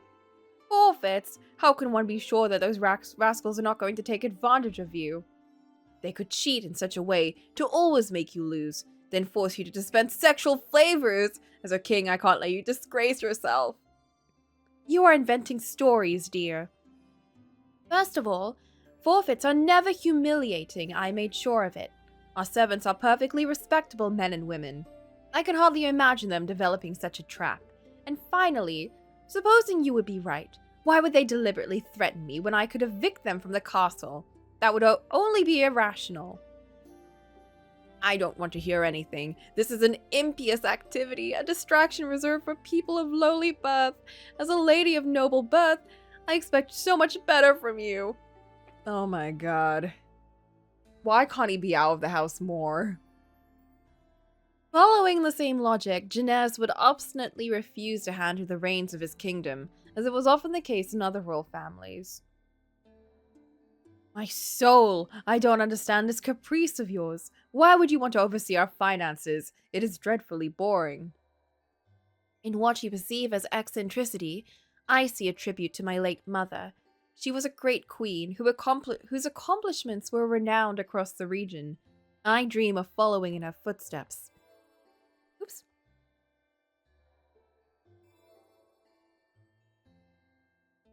Considering I am now queen as well, it only seems appropriate to take an interest in the way you manage the country's affairs. I would do anything to make you happy, my hope. The fact remains, a lady of noble birth like you should not stoop to executing that kind of task. Leave it to the royal steward. He does a very good job. I see that you do not want to give me any decision-making power, yet it is my duty as queen to ensure that well-being of my subjects, thus perpetuating the family tradition. I'm not asking to be in control of everything, since you seem to care a lot about this point, but you could let me have a part of the finances all the same. My dear, I only want what's best for you. Believe me, it would be better for you to let me handle it.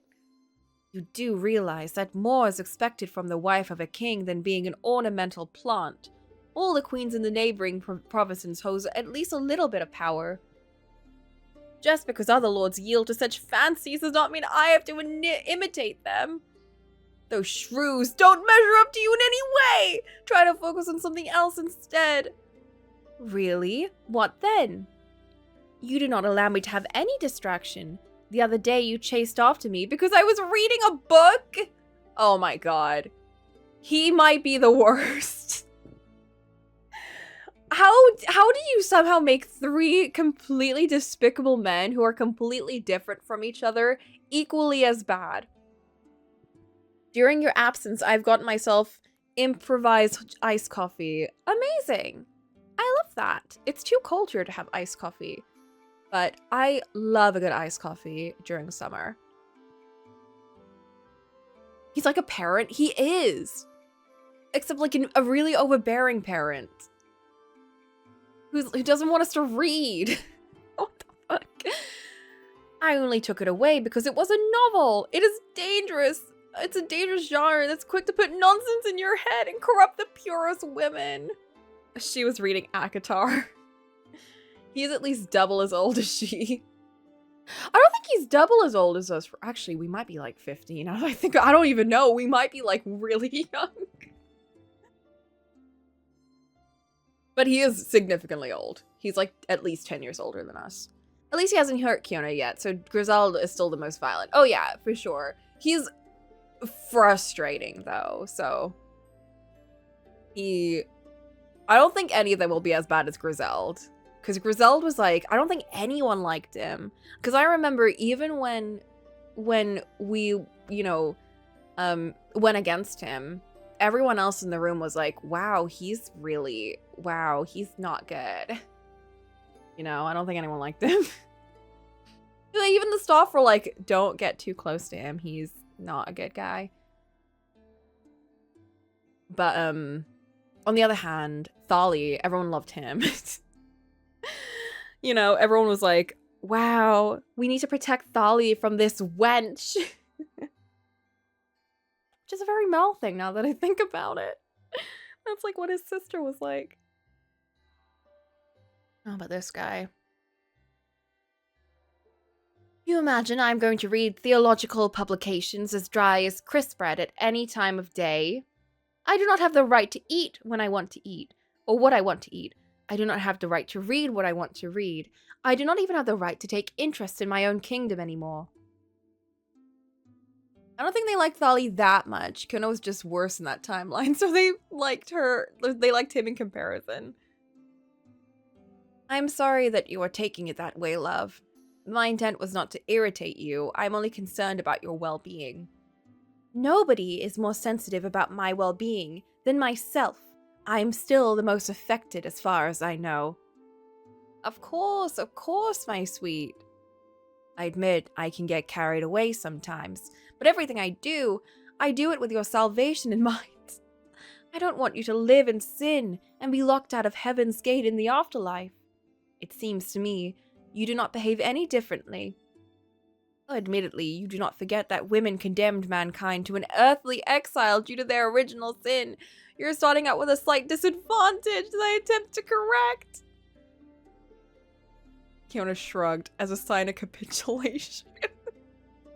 Not the sin of being alive. He's just trying to help us, man. Her husband had a talent for using the most flippant pretexts at be, when he was not using his religion as a rather convenient weapon. The feministic Bible? More like the sexist Bible. She was a believer, as everybody was at the time, yet it was the first time she was introduced to someone as zealous as the king. And even then, he was only zealous when it was convenient for him. The princess could be denied everything in the name of God, while Janez was living quite comfortably. No meal was fat or salty enough for his taste. It quickly appeared that behind this feigned admiration lied an obsession with control. Naturally, by dint of being watched all the time and judged on her every move, the young Moor shortly started to feel stifled in her gilded prison. All the more so because it was not a figure of speech. She was quite simply forbidden to step outside the castle. I beg you, at least allow me to stretch my legs when the fancy strikes me. There's nothing prohibiting you from doing so. The garden was created for this purpose. A square of greenery is admittedly nice to have, but I am asking for more, and you are perfectly aware of that. Allow me to stroll in Genoa. On your own? That is out of the question. You could be mistreated by some passerby, or worse, attacked and robbed by bandits. I care too much about you to risk letting an accident happen. In that case, lend me an escort. I'm simply asking to go for a walk beyond the walls of the castle. I cannot. My men are busy. Maybe next time? All of them? Bullshit. Kiona let a swear word slip and slammed the door in his face. She had shown herself to be relatively patient until then. But her husband was playing on her nerves, and she was starting to be unable to suppress her growing irritation. Disgruntled, she went to find her retainer in the hope of convincing her. Louise, I need you. Anything you want, madam. I would like to walk around the city for a few hours. Well, I can't grant you that request. His Grace has been quite clear. He forbids you to leave the castle in any way. The princess bit her lip out of frustration. Her blood was boiling in her veins. She had to find a way to persuade the retainer. Appeal to authority? Appeal to benevolence? Oh no. Please, please, please, please, please! I know it is important for you to respect the orders given by the king, but I am asking for nothing more than a small favor. I am becoming so bored.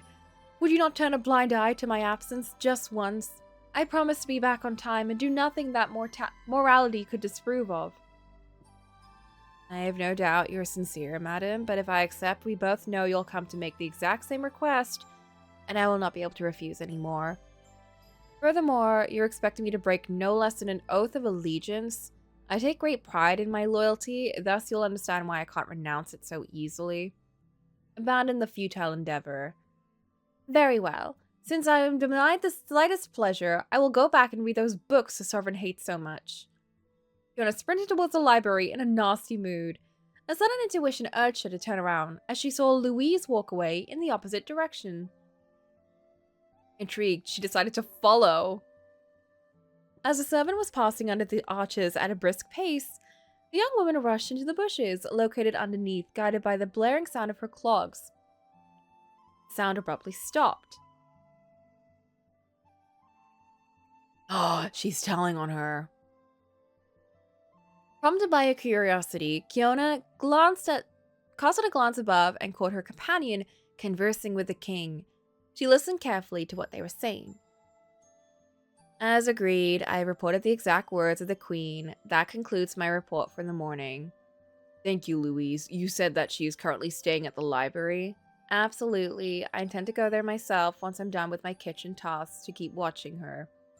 Perfect, you can go.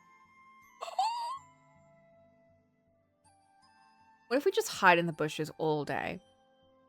Once she was certain that they had both walked away, the princess cursed again. That devil! She was not only hired to serve me, but to keep an eye on me. I kind of figured.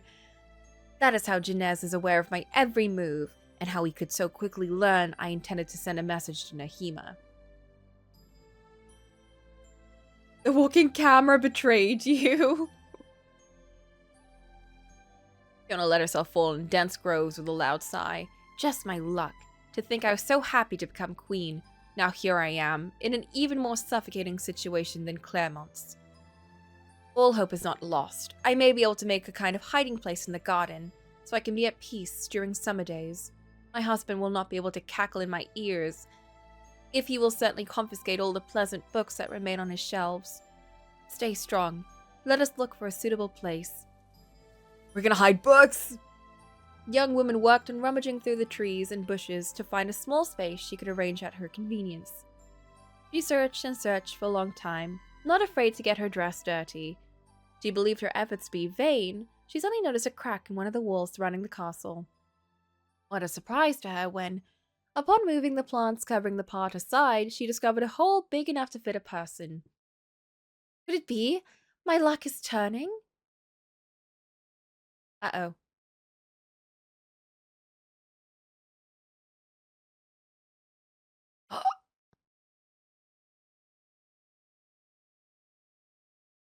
Oh, it's fine. Whew. It froze for a sec. With caution, she crept into the narrow passage and felt her way along. And then the king teleported behind her. Honestly. I fully support the idea of just, like, being a little bit petty and hiding from the servant. She had to bend down and lift her petticoat many times, but after some contortions, she finally reached the outside. Oh! The sun dazzled her for a brief moment before revealing her surroundings. What if it's a dungeon? She found herself inside the city, in the corner of a deserted street. Wait, what? It took us all the way there? At the other end of the door, which allowed people to enter Lord Janez's palace. From her spot, she could enjoy a breathtaking sea view, the same one she had from her bedroom. Nevertheless, the sense of freedom made the landscape more enchanting. Her heart pounding with excitement, Kiona did not think any more and threw herself into the exploration of the citadel.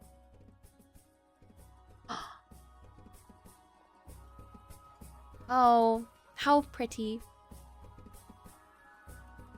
I wonder how different Genoa was in the past compared to now, because this architecture looks very similar to, I mean, I know it's the same one as like Grisel's place, but in actual old time Genoa, because when I was there, it was very like, it was modern, but it had those like classic kind of like window shutters that you see in like Italian houses. And like all the buildings and stuff had those shutters, and it looked very European, but not the same as France, Europe. If that makes sense. Got that kind of vibe, like what you kind of see in Spain, that kind of thing. And I wonder how similar that was in like old times. It must have been. King just builds another wall after his former wall, a double wall, very dirty. I think that's everywhere in the old times. She blended into the crowd so that the king could not find her that easily, and let herself be guided by fate. How well can you blend in when you look like this? Like we have a crown on our head? We have a royal dress? As a port town, Genoa worked like a nerve center in which men and women of all nationalities would circulate. Artisans would hurry to sell their products, which wealthy traders would then export all over the world. Excitement was palpable in the rustles of passerby, the omnipresent shouts. Architecture is very different depending on which region of France you live. Oh! Princess discreetly observed some merchants who were talking in front of their shops, and eavesdropped their conversation. It was about Egypt. She gathered it was a major trading hub.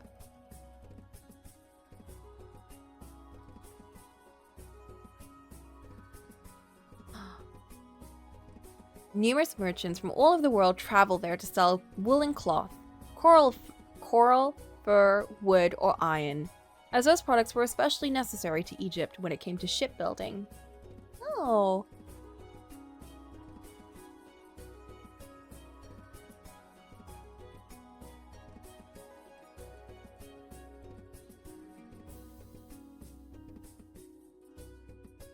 Wait, Cairo is right there? They obtained their supplies from Persian caravans that left through the Gulf of Suez to reach India, Africa, and the East. Also, they could bring back a great deal of spices, which were highly popular in Europe.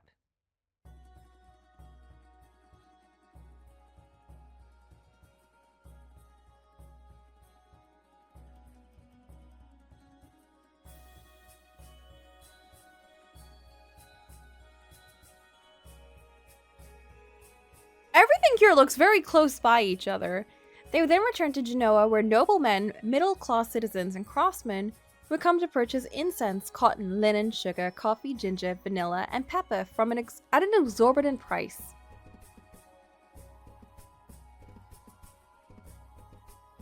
Oh, okay. My brain was not seeing this because I thought the white bits were land and the darker bits were the sea. This makes so much more sense.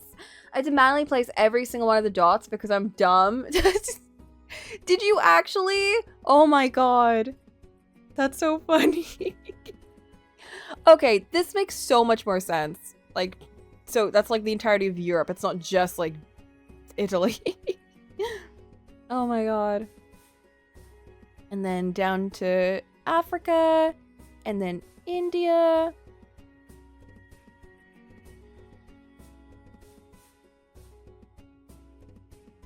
Wow. Calicut.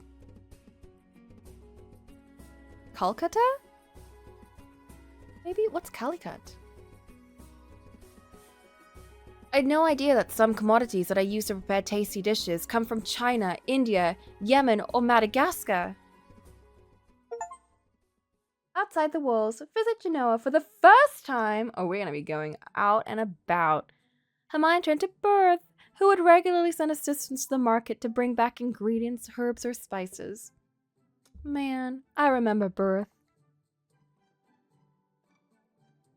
She had once shown her a little box filled with gold pistols.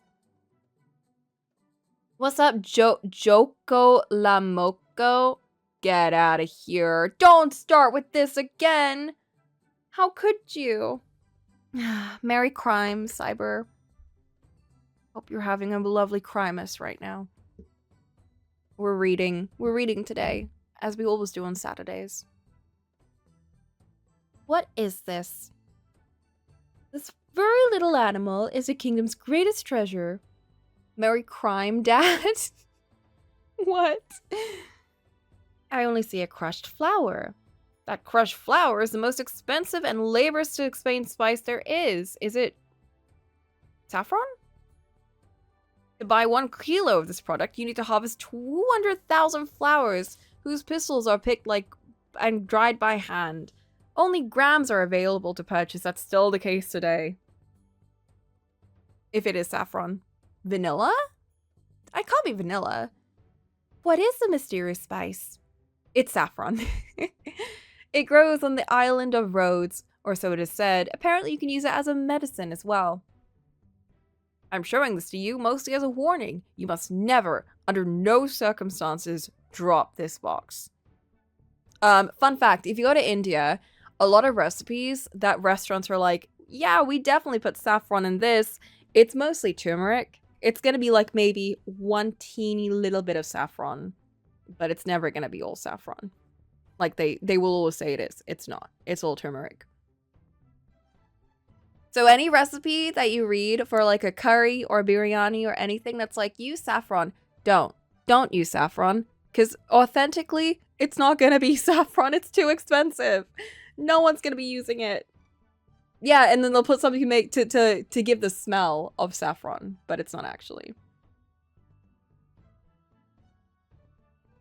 Yours?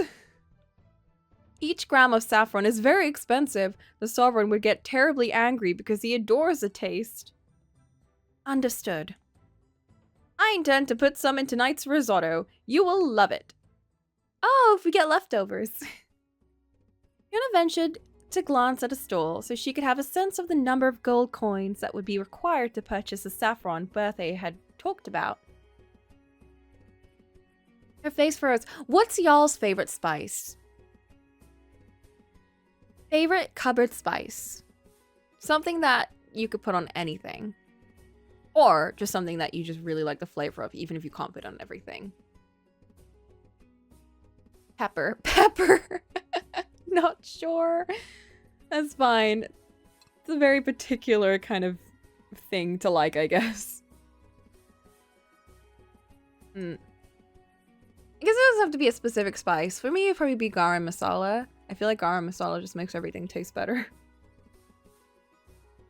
White pepper is a good one. I've never have I had white pepper? I might have had it like in something. Cumin in sparing amounts. Ooh, maybe not seeds, but cumin powder does go well with everything. Oh, I need to make a pulao because I haven't made a pulao in ages, but I've been craving ginger beef and pulao. Cayenne peppers, ready for a lot of things. I don't have cayenne peppers, actually, now that I think about it.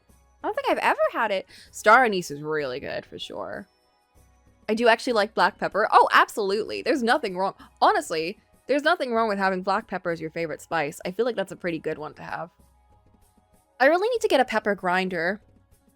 Because, I ruined my mapo tofu that I made recently because I didn't grind the Sichuan peppercorns well enough. And I think if I had an actual pepper grinder, it would have turned out way better. Because I could just taste the... I mean, I also put too much, so the entire meal was like... It basically numbed my tongue. The entire thing, it just numbed my entire tongue. Because that's what that peppercorn does. Because I was chewing on the shells, I was like, I can't taste anything. Like, my first taste of it was like, oh, that tastes good. And then after, like, a single bite, I was like, oh, there's no flavor anymore. That's when I realized I put too much peppercorn. Yeah, a little is good enough. I have a huge bag of it. And I thought, well, I have so much that surely they, they need quite a bit of it. No, they don't. No, you don't need to put that much in anything. I still have a lot left, so we can make more. I found out that there's an Asian supermarket really close by where I live. So I'm just gonna get a bunch of tofu and try another. Maybe next week, since I have the entire week off. Woo! Paprika is another one. Paprika, love it with everything. Kind of just goes on everything that I can put it in. I need to get more paprika. She remained pensive as she walked past the shops. Some spices are indeed quite rare. It's true. She strolled around the caves for a long time, absorbing each new piece of information with insatiability until the sun started to set. Normally I don't add spices because I have a problem to taste the difference between with and without. You can... It's a very subtle taste most of the time, especially when it comes to like adding it to curries. It's a very subtle kind of difference. But I think the combination of a bunch of spices make it really different to not having them in. Like, I know for a fact that I probably wouldn't be able to place exactly if I put fenugreek versus if I didn't. Or fennel seeds, or... I don't know, I'm trying to think of some other ones that I'm like, I can't fully taste the difference. Oh my god! I thought of another one that I absolutely have to have in things or I will die. Cardamom. Cardamom is one of my favorite spices. You can put that in tea, you can put that in curries, you can put that in rices, and it just makes everything taste so much nicer. Genuinely, so good. If you're making a loose leaf tea, put some cardamom seeds. It tastes so good. Just to... too much or you taste nothing. Black pepper is the only thing that really pops out if it's grinded. That's fair. Cumin, turmeric, cayenne pepper, paprika, and then salt and pepper. My spice rack is... It's getting bigger and bigger to the point where I'm like, I need to move my house and then have an even bigger spice rack. I even got all of those like cute little jars and stuff. Although I couldn't keep that up, so some of them are like the very basic ones you get at a supermarket. And then these lovely, pretty, like, jars in the back. Cardamom is a real one. Cardamom is a real one. And then there's also coriander seeds that I like to, like, put in things occasionally to get the flavor. But I like the leaves better. Anyway. The princess knew it was time to come home. I am almost certain Janez noticed my absence. After all, he is spying on me at all times. He must be absolutely furious. Oh god, I'm worried. Cinnamon is very good. Cinnamon, though, I found... I don't know. I feel like I've grown a dislike to it in some things. And I'm specifically talking about... I had a French toast phase for a while.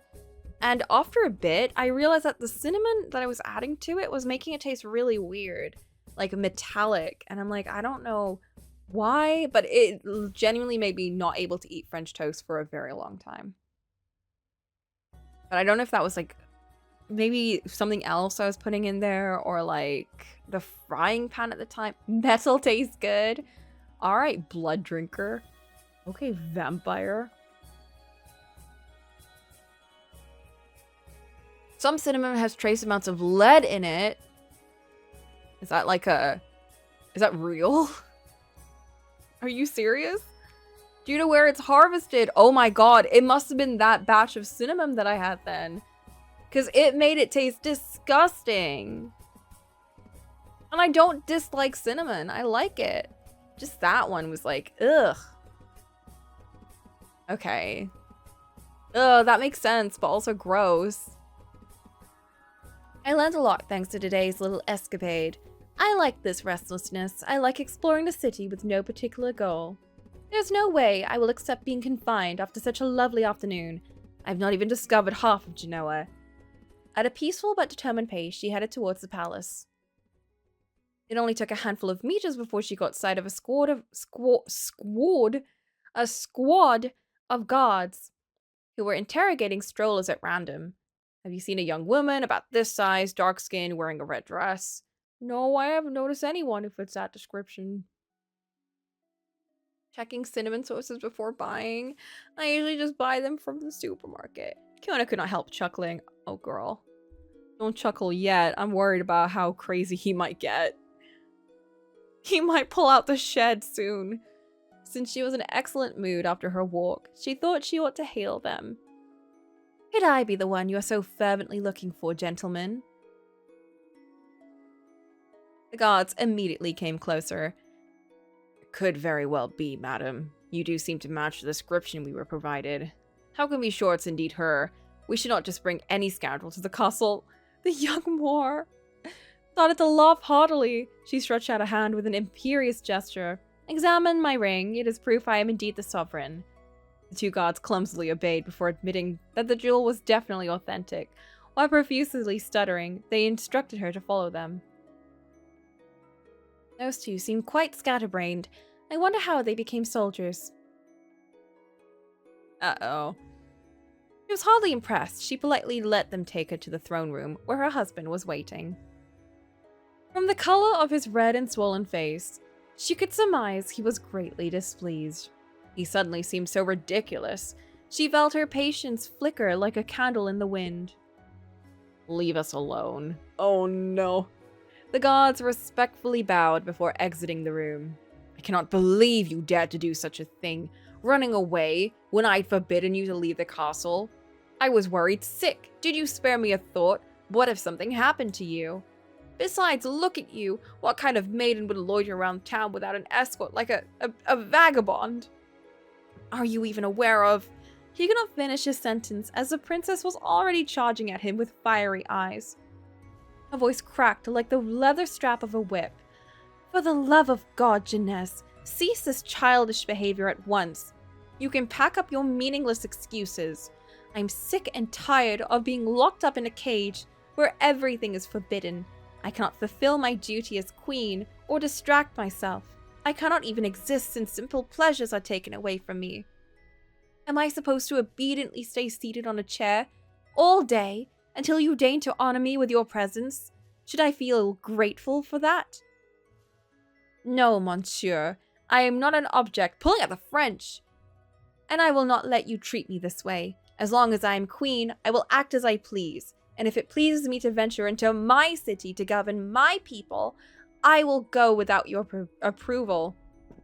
From now on, I will not allow anyone to get in my way. He's gonna pull out the shed. This looks like he enjoys getting yelled at. The king shuddered hearing those words. He was not used to anyone standing up against him. His former wife had never rebelled either. As such, he was quite simply astounded, unable to string syllables together in a coherent manner. But my sweet... I'm scared to ask what this shed is. Honestly, it kind of is what it is. It's just a shed. But imagine being locked up in a shed for like weeks to months and not really being able to talk to anyone. I suppose compared to what Kiona's been through in some of these situations, it's not as bad, but it's still really bad. Kiona, please manhandle him. Come on, how can you say such a thing? What? I maintain my stance, and I am ready to state it loud and clear, in front of your guests if necessary. But come now, surely you're not going to... The situation is quite simple. Either you grant me freedom I demand from you, either I try my luck somewhere else. You wouldn't dare! It would be living in sin! Wanna bet? Oh my god! The monarch felt drops of sweat forming on his forehead. His wife's strong character was scaring him! He could sense that she was entirely capable of leaving on a whim. He contemplated the shame it would represent for the new queen to leave him. There was no doubt this news would cause a stir, and he would be the town's laughingstock. Looks now like as if he's talkable. It does feel like he's a little bit more amenable, but... Let's see. Worse still, he was realizing he might never manage to make her yield, and she was likely to cause a disturbance in Genoa if she were to run away again without warning. For these reasons, to save his pride, he swallowed and reluctantly agreed.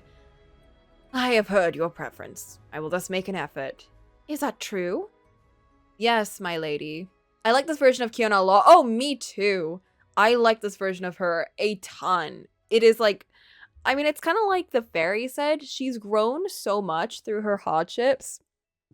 And in a sense, she's lost her quote unquote innocence, but she's learned a lot of skills and she's really become a lot, you know, more upfront about what she wants.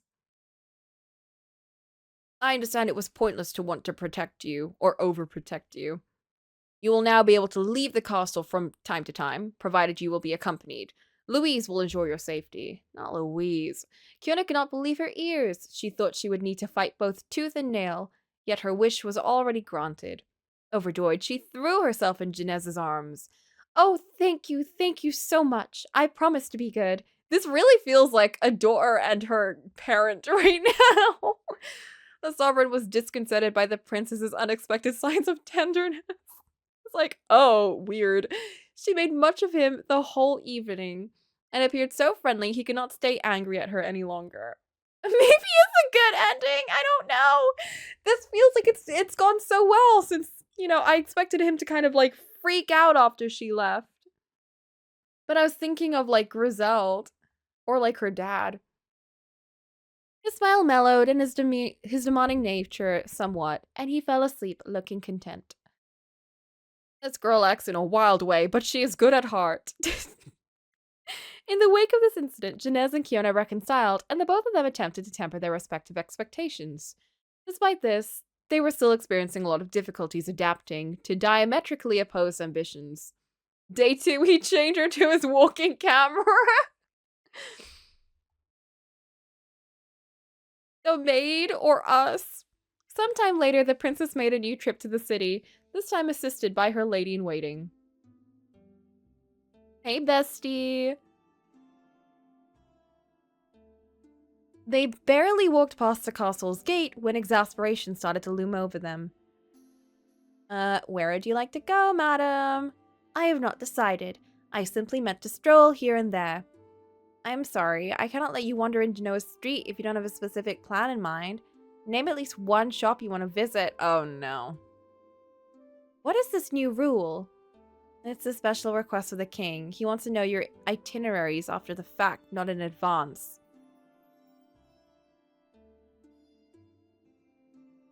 Oh, in advance, not after the fact, I'm assuming. He will be bothered to learn that I have none. Discovery first. One lifetime is long enough to do more than just shopping. In that case, I suggest heading for Albaro, a small town located not far from the citadel. It includes splendid villas that belong to quite renowned aristocratic families. In particular, a few of the master's friends live there. I don't want to have tea with his business partners. I was hoping to go near Sotoripa. I would have liked to see the porticos in front of the harbor. The harbor? You can't be serious, madam. It's a den of rascals saturated with all sorts of con artists ready to leap on you. Stop alarming me needlessly. The harbor is bound to be a high-traffic area. There's nothing surprising about the fact it would attract swindlers. Madam, you know nothing of the dangers. I could not care less. I would like to take a walk along the shore, and I will do exactly that. But if we were to greet Lord Boniface of Albaro, he would show us around safely. By contradicting and tormenting Kiona again and again, Louise finally obtained that they would go to Albaro. That is how the princess spent a rather boring afternoon in the properties of the local wealthy lords, exchanging hollow courtesies. At no time could she obtain a walk other than a visit of the house her hosts were boasting around. Oh. When Janez congratulated her for following his advice and paying a visit to his friends, she was so tremendously annoyed that she glared at him and it quite simply cut him off mid-sentence. He did not dare approach her for 2 days after that. When the heiress showed the willingness to go to Sotoripa during her next excursion, the servant repeated the same little game to convince her otherwise. She thought, not without reason, that if she managed to make her yield once, she could repeat that feat every subsequent time. This failed to take her tenacity into account. Before the time fixed for her outing, Kiona rushed to the garden and summoned her godmother away from prying eyes. Girl, you need to help me. The magical gust of wind revealed her figure. Do you need my company again? Your presence is always pleasant to me, dear Medea, but that is not why I'm calling you forth. I would like to have another of your enchanted gadgets. You have my attention. I recall in some timelines, you made me invisible so I could escape my father's castle dressed in the donkey skin. You used a sort of fey veil. I see what kind of object it could be. Am I to understand that you would like me to use the same spell? Your enchantment was quite useful, but the effect was only temporary. Would it be possible to make me invisible whenever I want with an object I could carry with me everywhere without arousing suspicion? It could not be that complicated. Thank you very much, Godmother. Thanks to you, I can finally rid myself of the bothersome nanny my husband gave me. So he does not trust you? He does not. I have the impression of being treated like a little girl. It is insufferable. If at least he would let me go out without sensationalizing the event. I hesitated over concealing myself with the donkey skin to walk around Genoa incognito, and then I realized I would need to cross the palace in this garb before even reaching the outside, and I cannot risk being caught by the servants. Does she still have the donkey skin with her? I thought you could help me. Is that not what I do best? It appears I am more valiant of a knight than a good fairy. I am in your debt for coming to my rescue so generously. But if you are to take the place of the knight, tolerate that I take yours. Playing the damsel in distress does not suit me. Come study magic with me, and then we will talk. Without losing her characteristic eloquence, Medea gestured her protege to stay silent, and started a magic ritual she thought she recognized. Here is a hazel rod. When indeed, hit your head with this hazel rod and you will become invisible. You will only need to repeat the process to be seen again. I entrust it to you, so do not lose it. Even more, if you are invisible, you don't want to be stuck like this for the rest of your life. I cannot thank you enough, Godmother. However, something is bothering me. Did Nahima get the letter? What is that? Oh, it is just you lent me the same object when I needed to make a magical chest filled with my most beautiful clothes. Does that mean any object I will touch with a rod is going to become invisible? Preacher stared with a mix of confusion. Well, your explanation is quite good. There is clearly consistency. At the risk of disappointing you, that is not how it works. There's no risk of inadvertently making your husband disappear. Oh, I thought I finally grasped your powers. What is the explanation then if mine is incorrect? Nothing can stop you, eh? Just like your mother. Am I so tactless? I will not insist if the knowledge is forbidden to mortals. I would simply like to better understand how the magic works. Medea sighed. The young woman thought she was going to scold her, but that was not the case. It's not every day a human generally takes interest in our magic nature. Very well, I'll reveal my secret. With a solemn look, she invited Kiona to closely examine the rod. This harmless piece of wood works like a receptacle. I infused it with magic. In truth, all kinds of objects can be suitable, provided that the fairy is seasoned enough, but hazel is especially appropriate, as it is a magical plant. I have heard about that. Hazel is reputed to be used by druids during incantations. Exactly. Some cultures use it to reveal hidden knowledge. So druids are supposed to be magic in this universe? I wonder if that guy was, if he's just like messy. In the present case, I have simply sealed a spell in the rod, and every time you shake it with a swift movement of your hand, it automatically casts said spell or cancels it. Are druids not magic? Well, I know they are, but there's a quote-unquote druid who's convinced Kiona's dad that he must marry her. And I just assumed he was like a con artist. I didn't assume he was like actually magic. They make plants grow and transform into squirrels. Do they?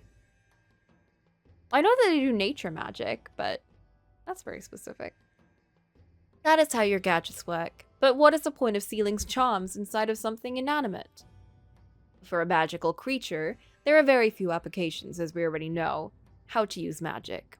You may find fairies lazy enough to infuse everyday objects to make their lives easier, but that is all. The true appeal of the bewitched hazel rod is you can entrust it to a human without risk. That's D&D druid lore. Ah, I see. Really? I did not think it was a ritual specifically for us.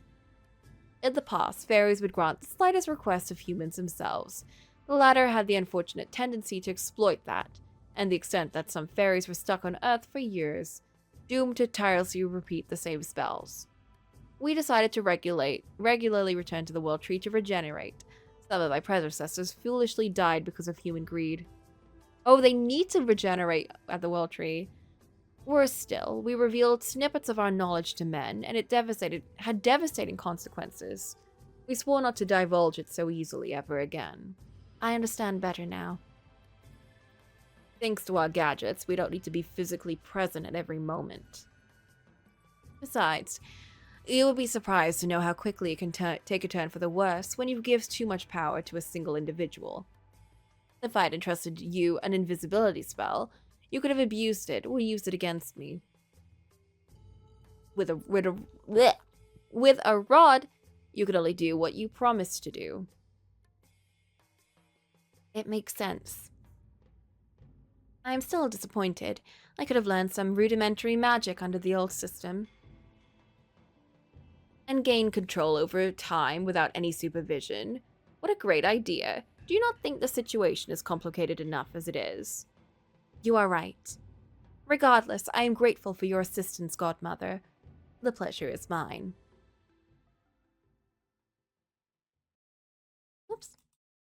Medea vanished with the wind as Louisa's voice echoed through the corridors.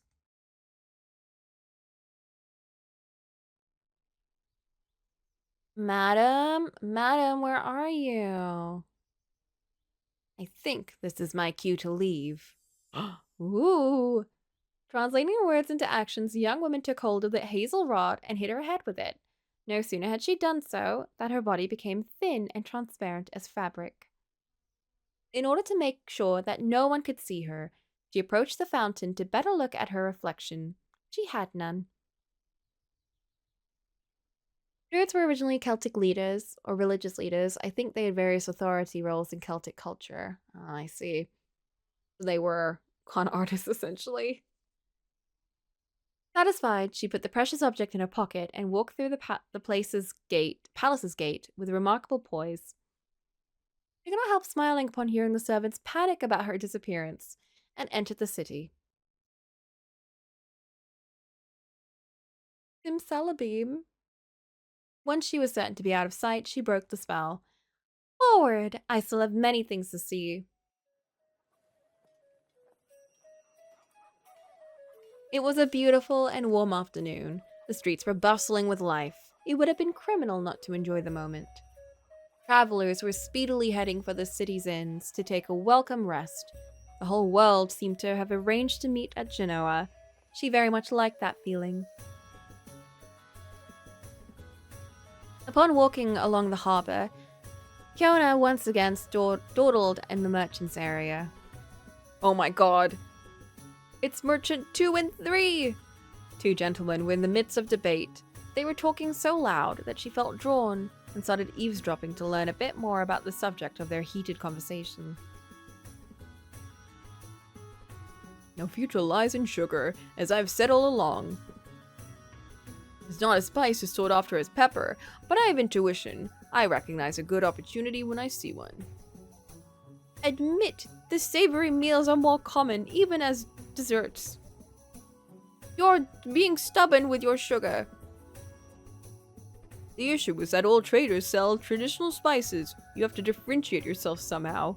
Besides, don't forget, Venetians are on every case. If we want to have a shot at exerting more influence, we need to explore new possibilities to remain one step ahead. It's true, Venetians are ruthless in business. They're damaging our reputations. Above all, we're aiming to make... Oh. Guys, the 100... is so good. I can't even like, it's not even bad. It's not even like, I can't even say it's like so bad it's good or anything. It's actually good. There are some moments that I'm like, oh, that was so stupid.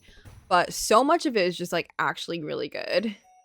And I can understand why people were like so obsessed with it back in the day. Because even I would be. Some of the characters though, oh my god, there's this one guy who I thought he died at the end of season 1. He didn't. He survived. He got worse. And I hate him. He's so annoying. He's like one of the main love interests and I'm just like, get out of here. Meanwhile, my ship that isn't even canon is just like the best. And they just have more and more scenes together. And I'm like, you're so good together.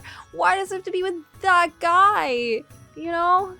Why does it have to be with that guy? He sucks. Anyway, that's the only thing that pisses me off about that show. It's just the stupid love triangle. Like, get out of here. Leave these girls alone. Leave the girlies alone.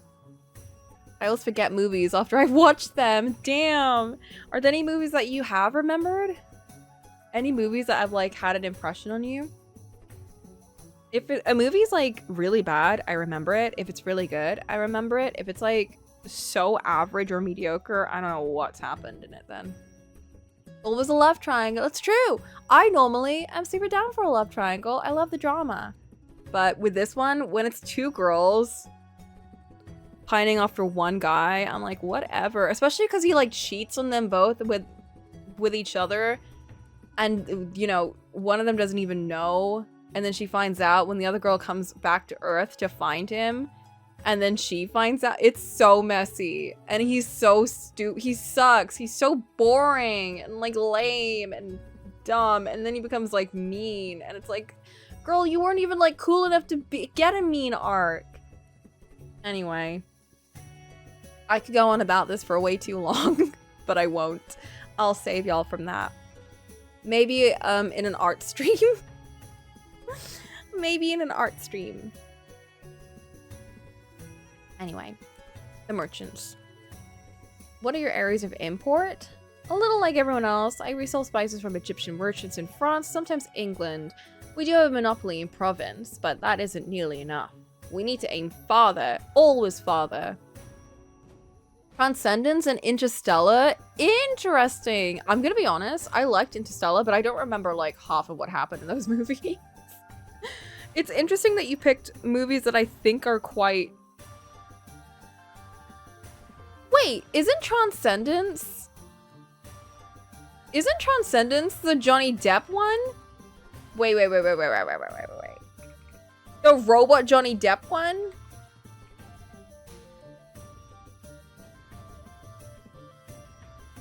Oh my god, it is. That one? Really? Okay, I won't judge. However, I did not like that movie. But I did like Interstellar a lot. But it was a very complicated movie, so I didn't understand a lot of it. I don't remember a lot of it because it was very long and very complicated. But I do remember I was watching a K-drama recently, and they kept bringing up a specific line from it. It's like, I hear you! You're here! Father? Dad? That was a fun movie. I like that one. Avatar, I don't think I've ever watched it in its entirety, but I don't remember anything of it if I do. I watch mostly, I'm gonna be honest, most of my movies are like dramas. My favorite kind of movies are like very talking heavy, not a lot of action, like coming of age. Usually if it's about like a girl, then I tend to really like it. I'm thinking like Ladybird. That sort of vibe. Walking and talking movies. Movies where people walk and they talk. My movies are escaping me. I love, one of my favorite movies of all time is Charlie Kaufman. What's the movie name? It escapes me. Eternal Sunshine of the Spotless Mind. Ladybird is one of my absolute favorites. A recent favorite is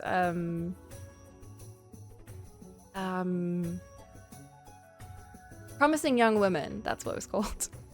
Promising Young Woman, which is just a very tragic storyline, but very interesting. Sound of Metal, guy-focused one, really good, really, really good.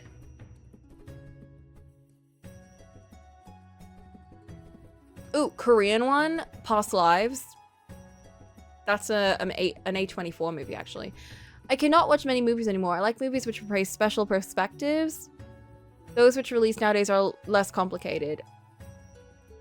If you do like special perspective ones, I would suggest Sound of Metal.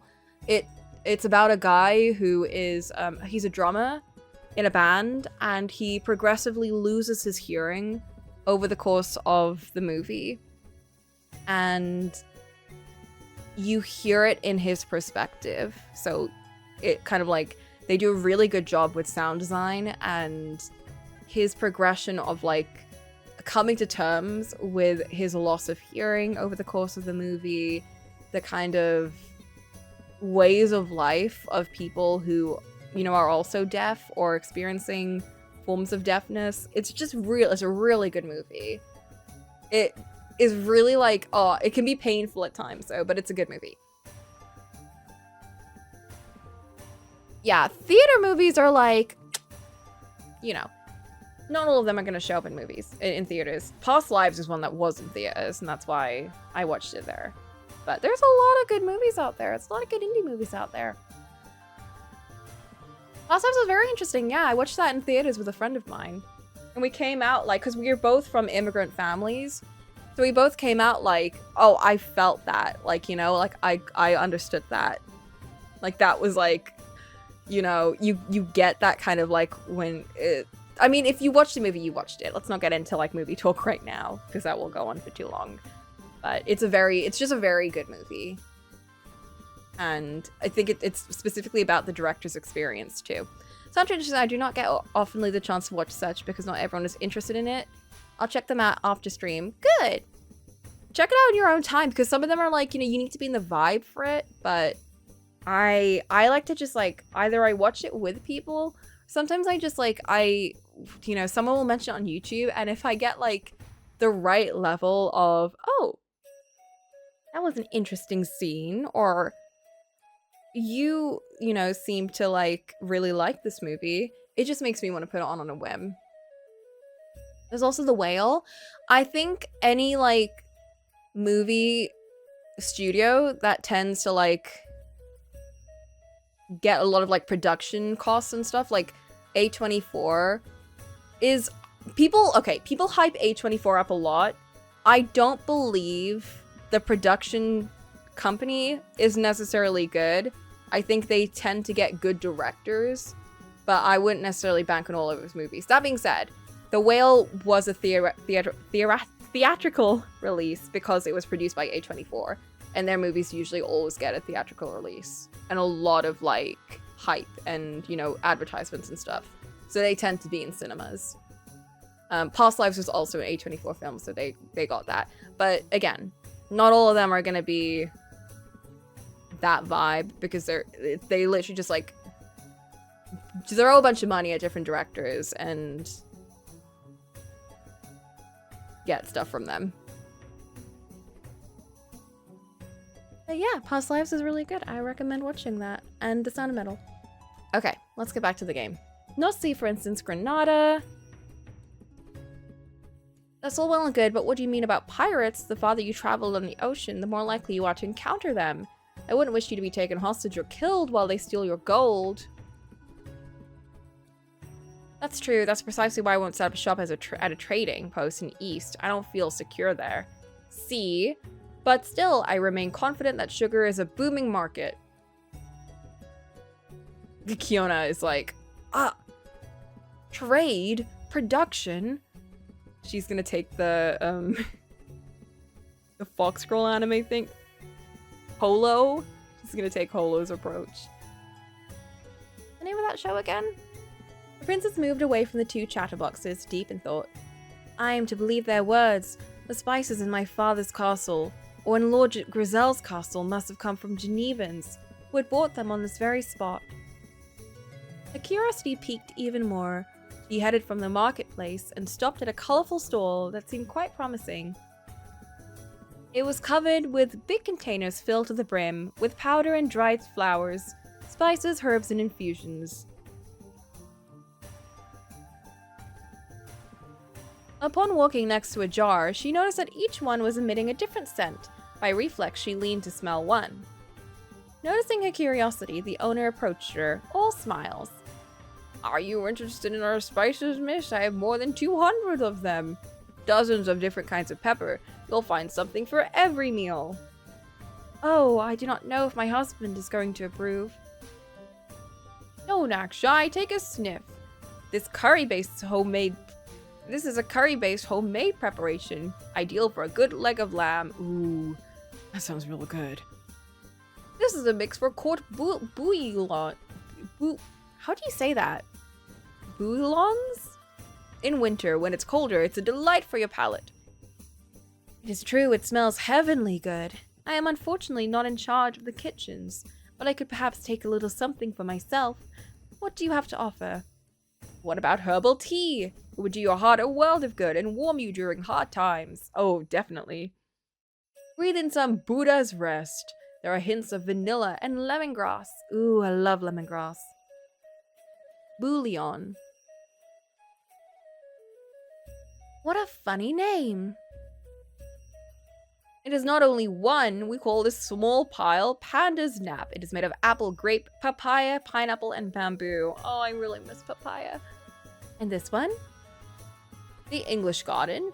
It is made using pear, chamomile, strawberry, raspberry, and rose." I like its fragrance a lot. I think this is the one I'm going to try out. Rose is a really good flavor tea. "I'll give you 50 grams. You can always come back for more if you want." Kiona handed the small shopkeeper a few crowns and retrieved a tiny cloth packet containing the precious vegetable aromas. As she was turning around, rather abruptly, she collided with a passerby. "My apologies, ma'am." The stranger's warm voice, oh no, who's this? Awakened a rush of nostalgia. She therefore completely turned to better see him. Her heart skipped a beat upon discovering a more than familiar face. "Georges! Is everything all right? It's our boy!"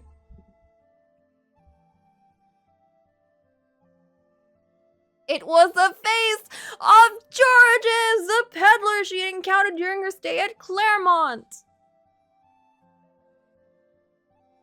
He had been her only friend. He does not remember. He doesn't know us because it never happened.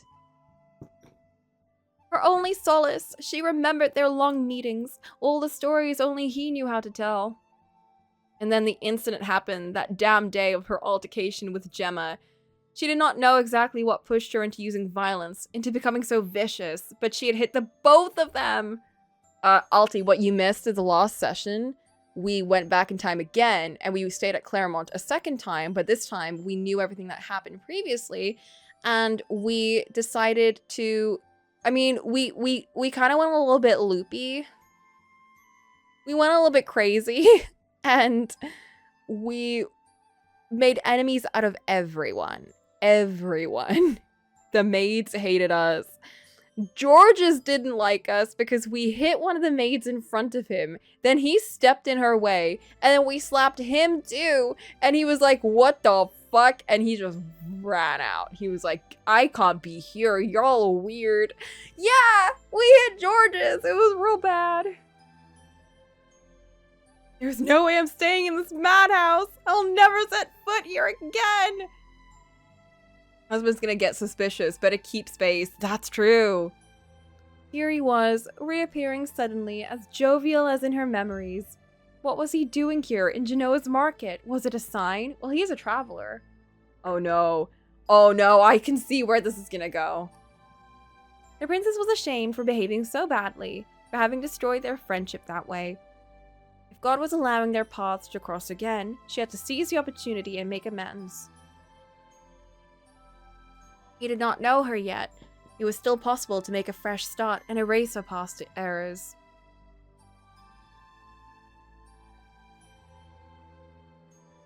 You're quite pale. Could I have hurt you? Kiona was abruptly brought back to reality. She floundered. Oh no, everything is fine. I am sorry for knocking you over like that. I was looking elsewhere. What a relief. Georges was about to continue on his way. She had to act quickly. I am genuinely very sorry for my blunder. How can I redeem myself? It's quite charitable, but the mistake was mutual. There's no reason for you to pay the price. You can consider the mishap to be forgotten. I insist. Is there nothing I can do that could be useful? Well, I am a merchant, so I always need to sell products. Would you like to become my assistant for today? Gladly. The young man, who'd only been joking, seemed surprised. However, he acquiesced with great gentleness and took her a few steps away. I usually place myself here to work. Gonna end herself again? No. It is because like now she's like running off to the city by herself. And then the king is gonna think, oh, it's because she's meeting someone when they find out that she's, you know, meeting with this guy, even though it's completely like friendship. It is a strategic zone. Not too visited so that I am not lost in the crowd or too far away from the hub where all business occur. I habitually sell useful goods, but today is an exception. I recently had the opportunity to acquire a low-priced crate of spices from a bankrupt trader who's trying to get rid of it. My goal is to sell off my stocks as soon as possible to become mobile again and visit all the markets of France and Italy. So you are traveling all the time. What a lovely life it must be. Let us say it's a fitting lifestyle for my personality. I'm quite certain a wealthy maiden such as yourself enjoys benefits I would never dare claim for myself. Fiona rolled her eyes. If only he knew how sad my life is. The peddler understood her expression and changed the subject. Before we start, may I know who I am honored to have as an assistant? Oh, my name is Kiona. I'm the wife of King Genez. The Queen? Had I known! Are you sure you want to stay with me? Very much so. I came to the market to learn more about my people. I believe the exercise will be quite instructive. Pretend you do not know who I am. Well, I do not want to disoblige. My name is Georges. I am merely a merchant who travels the road. We know! Pleased to meet you. I look forward to helping bring this business to fruition. Not even a fake name. No, full name and social number and everything. The merchant was still reluctant to make the queen work, but he eventually played along. After a brief explanation of the spice's properties, he entrusted her with a mission. A sample in her possession, she had to accost other guest ladies to ask them if they needed Kaelon cinnamon, and accordingly direct them to his improvised stall. For his part, he was taking care of demonstrations, singing the praises of the product, and collecting money. The tasks was being devilishly well distributed. They set to work. Oh! Noble 1 and Noble 2. Fairly quickly, a small crowd of customers gathered around them. Since Kiona was impressively stylish and showcased the luxurious side of cinnamon so well, Genoa's middle-class ladies strongly decided to look like her. Without even knowing her possession, after all, very few people had the opportunity of setting eyes on the queen. Oh, position. They already wanted to imitate her. Hear ye, fair ladies. I have a miraculous product. Ceylon cinnamon. Kaelon? Whatever. It's gonna be rumors that will bury her. Yeah. I'm worried. A spoonful of cinnamon mixed with honey right after supper does wonders as a cough medicine. Ladies, it is also an excellent way to overcome your husband's shortcomings. Damn, Georges! Really? Absolutely. Cinnamon can treat everything. Indigestions, rheumatism, ladies' cramps, urinary infections, and toothache. But what is the difference with regular cinnamon? Is it only the color that differs? Far from it. Cassia cinnamon, which has the characteristic dark brown color, comes from China. Cassia cinnamon is harvested from the bark of cassia trees. It's much less perfumed, What's more, it possesses less medicinal properties. It is said it could be harmful to eat in large doses. This one comes from the island of Ceylon, not far from the East Indies. It is harvested from the bark of Cinnamomum verum trees. The price is admittedly higher, but it is higher quality too. Well, how can one tell the difference between the two? It's quite simple. If you look carefully, you will notice that Ceylon cinnamon is made of thin layers of bark rolled up on themselves, and Chinese cassia is only made of a single thick layer. Legend has it that Queen Hatshepsut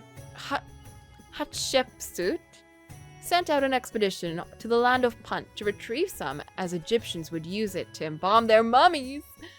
I'll take 50 grams, 100 for me. Ein all Hilmittel cure-all, as he's portraying it. Awful. He's just like, yeah, this will fix everything for sure. Well, it does actually help with cramps and all of that stuff. After all, just a few hours, George's already humble stocks were sold off.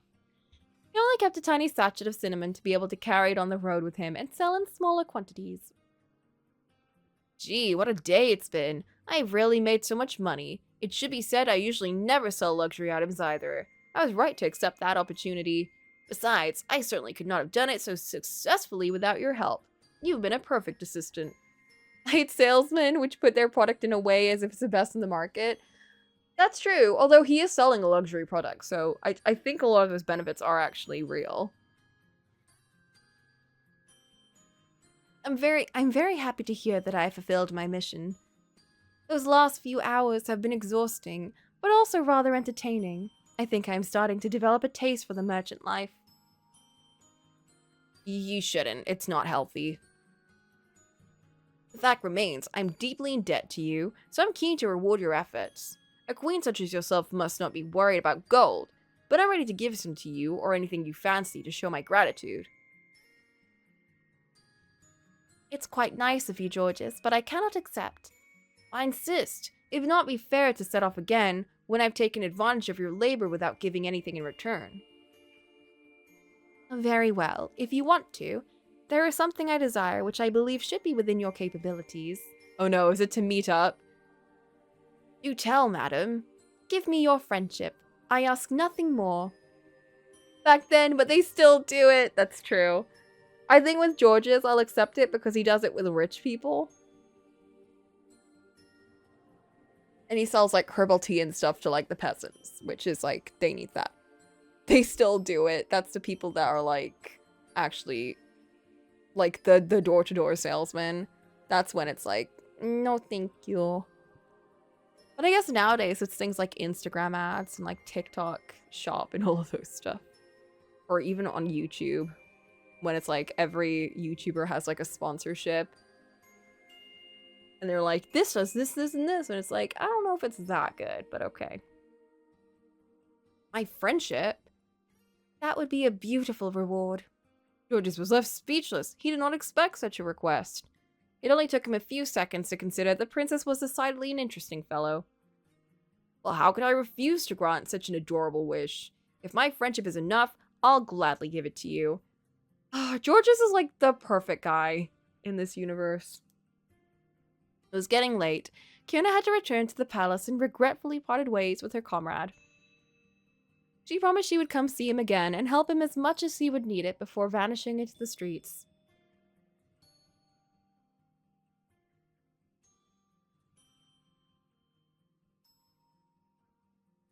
She was so happy to have reconciled her former friend. She had no fears facing Genez. He could lose patience, try as he might to convince her to remain reasonable. She could not care less. My dear, it is too late to play the compromise card. You had suggested one, and I graciously accepted, and you still betrayed my trust by trying to prevent me from coming and going as I wished. I will no longer listen to you, and I will go to the city as much as it will strike my fancy. Damn. Oh my god. A new routine was established. Every morning, the young Moor would follow the lessons of her private tutor at the library. Even though they were deadly dull, She wanted to prove to her husband that she was ready to make an effort, thus encouraging him to do the same. In the Leviticus, God reminds us any woman who has discharge of blood from her body shall be in her impurity for 7 days. In her impurity. Everything upon which she lies during her impurity shall be unclean. Everything upon which she sits shall be unclean. If anyone touches her or any of these objects, they too shall be unclean until the evening and must wash their clothes as well as bathe in water. Oh my god. If a man lies with her during her impurity, he shall be unclean 7 days like her, and every bed on which he lies will be unclean as well. On the 8th day, the woman shall take 2 turtle doves or 2 pigeons, bring them to a priest as sin offerings. Sacrificing them on her behalf, she'll be clean again. Women who have given birth are considered unclean too, and shall not leave the house or return to social life until they attend the ceremony of churching. This very peculiar rite includes thanksgiving for the new mother. A blessing is given to her, and above all, she is purified. Except for the priest, men are excluded from attending. It is an honor to blah blah blah blah blah.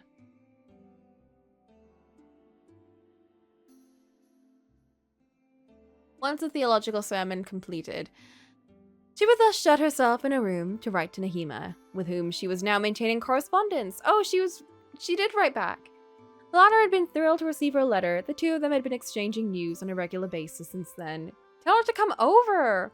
Nahima would periodically insist she be allowed to reunite with her. Kiona seemed it would be better to keep a low profile. No!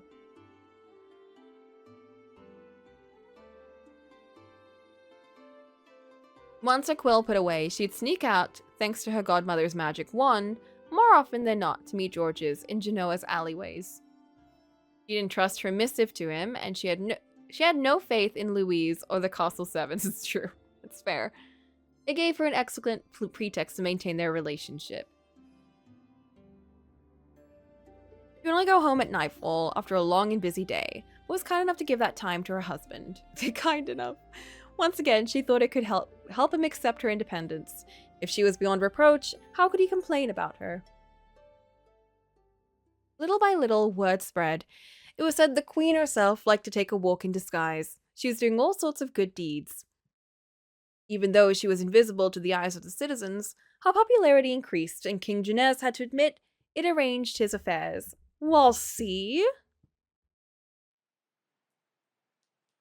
Occasionally, when the sky was grey and cloudy, when Georges was not available, for he was a very busy man, Kiona would cut short her stroll and spend the rest of the afternoon in her room. Call Nahima over! She'd then summon her godmother to keep herself busy. I pity the king. I mean, he tried at least a change. She did not. Well, he didn't really allow her the freedom that she wanted. All she wanted was to have the right to do what she wanted to do. Was it wrong to, like, not fully, you know, talk it out with him? Yes. But at that point, he wasn't really listening, so I probably wouldn't bother either. And also, she's already kind of gone through so many stages of dealing with, you know, all of these princes that just don't listen to her. And granted, he's significantly more agreeable than the rest of them. He still isn't allowing her any freedom.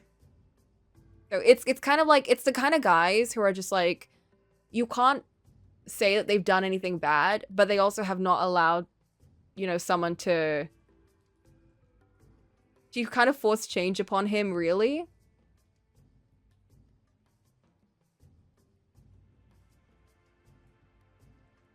And then he was like, okay.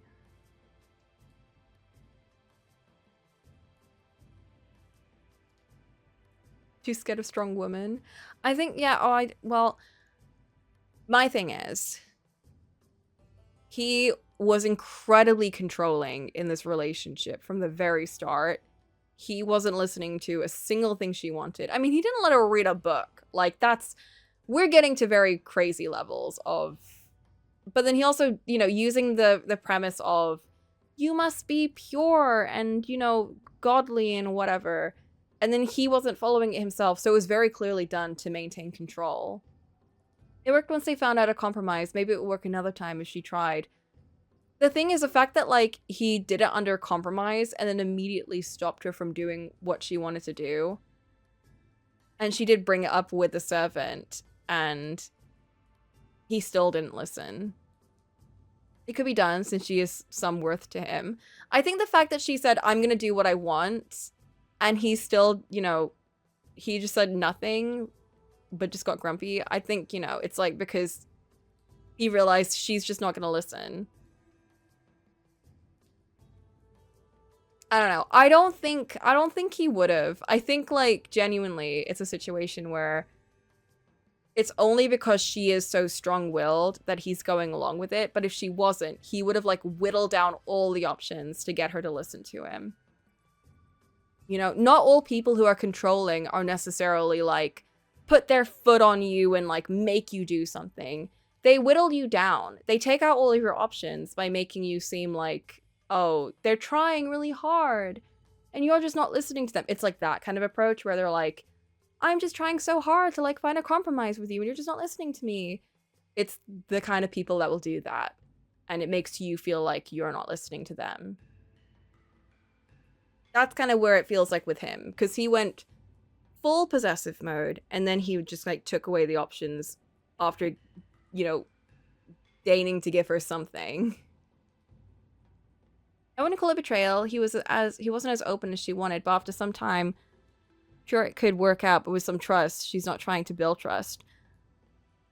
I don't think in this time period a lot of people would have. I feel like it's just normal to think that he wouldn't listen to her. I don't think they really valued, like, you know, the women in this time period in that sense anyway. He's only that possessive because he lost his wife. So we got a little bit of insight from him where we didn't see this, like, in his perspective exactly, but the way the text was written was that he was like this with his wife before she died. As in, like, his wife never spoke back to him like Kiona did. Which makes me think, oh, he's probably been like this with his previous wife. But she never deigned to speak back. He's about not trusting her at all. She's the only one trying this relationship for now. Trust happens with time. They know each other for only a week or so.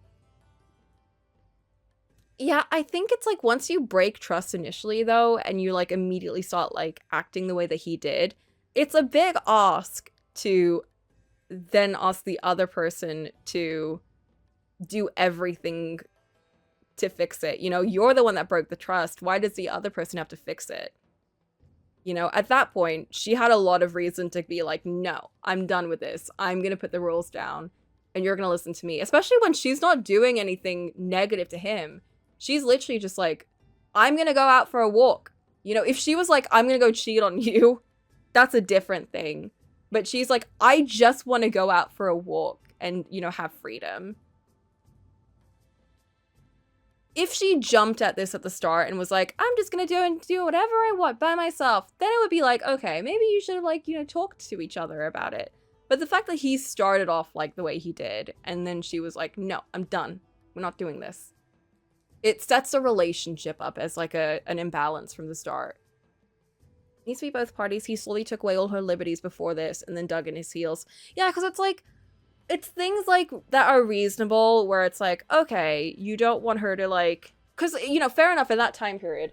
And, you know, it was always like, there was always an issue with, like, nobility going out by themselves. You know, the whole, like, you have to have a chaperone with you, blah, blah, blah, blah, blah.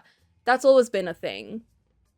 But so it wouldn't have been unreasonable for him to say, oh, you should go out with an escort, especially because you're the queen. You know, obviously you're going to be the target of, like, people wanting to rob you and whatever.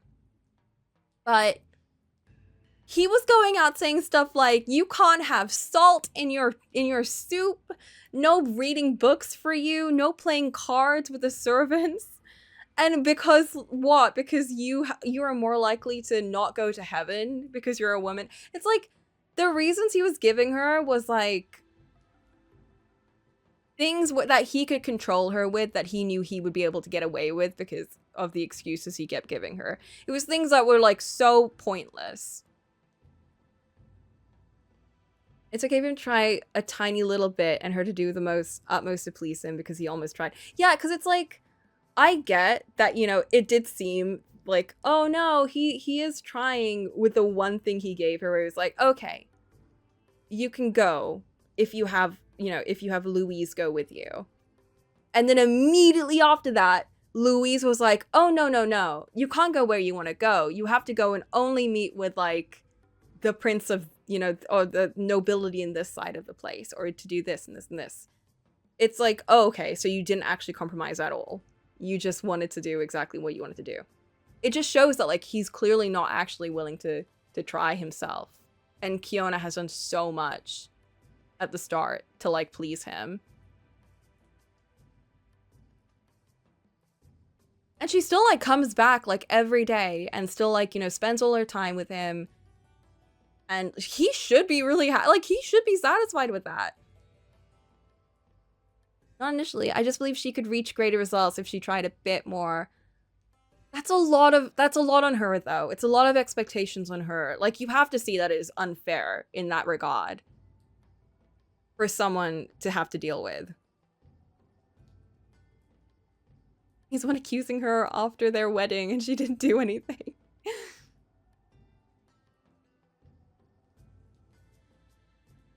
Time and talk. It worked once. Maybe it works another time. You have to remember, though, she's dealt with a lot of bad situations right now. She's already given him a lot of grace. Like, you know, it's like, if it didn't work once, in her head, it's like, this is just what they're going to be like. You know, she's not no reason to think he's going to change. Because none of the other people she's been with have changed. She's given them, like, all of them so much grace and leniency, remember? So, like, in this scenario, like, in this timeline, after going through so many bad relationships, you have to understand she's going to assume that they're not going to, like, you know, it's not going to work out if she just lets him walk over her. Because that is what he's doing. He is walking all over her. Just out of a toxic relationship, I can tell you'd be stuck forever with that logic. Oh, Helia.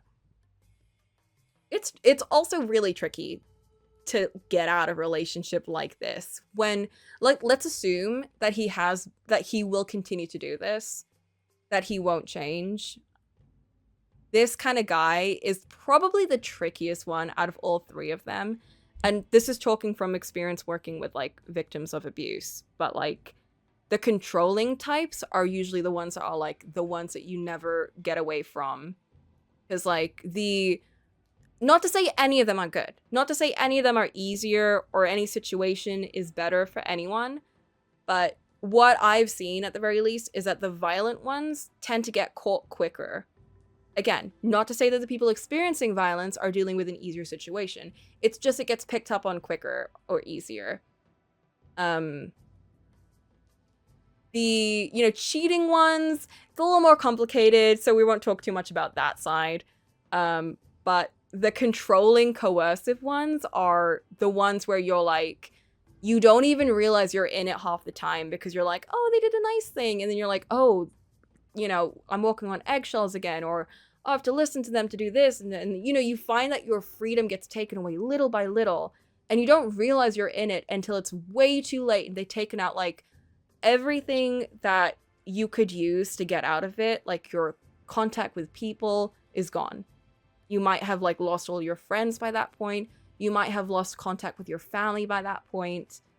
It might not even get that extreme. It could be little things, but it's just when you realize that a lot of what you do is dependent on them, and it goes, like, really slowly, because it's like they're perceivably nice to you, and because they're not, like, violent, they're not yelling at you all the time, because it's not, like, obvious signs of abuse, you don't realize it doesn't get picked up on by other people, and so you get stuck in it a lot longer. So it can be very dangerous in that sense. You try so hard, you want to find compromise, but when you can't have friends, it gets hard to turn around. Exactly, yeah. You need a really big... I think in any relationship, you always need to have a big support network. A lot of people do fall into the pitfall of, if you don't have friends or like loved ones around you, you might want to be in a relationship just to have someone love you unconditionally, as much as you need to have that, like someone that can kind of be with you all the time. And what you might end up with is, if you have the wrong person with you all the time and you have no one else around you to kind of give you support, you could end up in a situation where you are completely dependent on someone and you've got no one around you to tell you what it looks like on the outside, what it actually is. So it's a very dangerous situation there. But with Kiona, she's got no one around her. She's got Louise. Louise sucks. I mean, no offense to Louise. She's doing her job, but Louise is not her friend.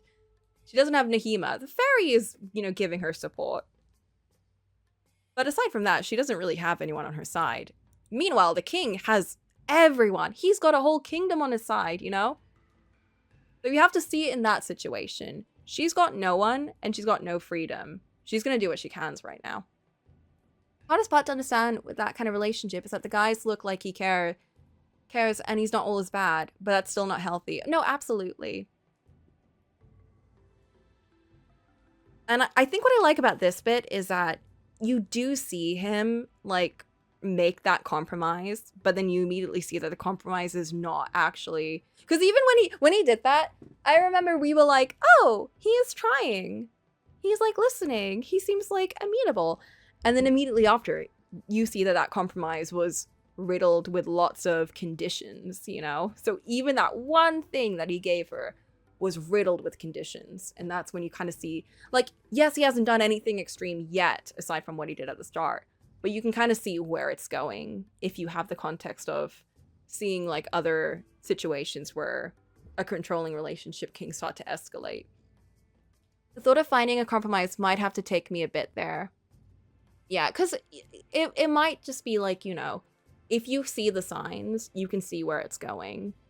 But it's understandable that not everyone who, especially if you haven't been in a relationship like that, or if you haven't seen other people in a relationship like that, you might not jump to that. But definitely, like, this situation is not okay. It's not okay for someone to expect so much out of their partner and not do the same themselves.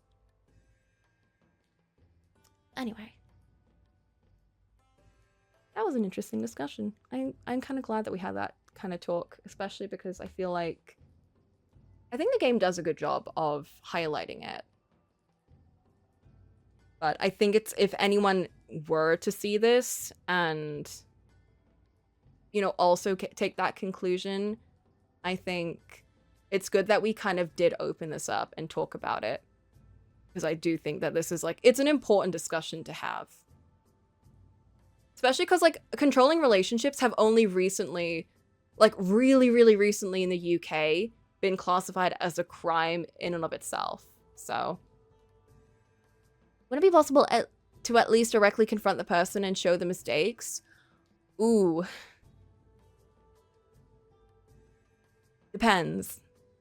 Depends on the situation. Depends on the problem and the situation, because she did confront him, remember?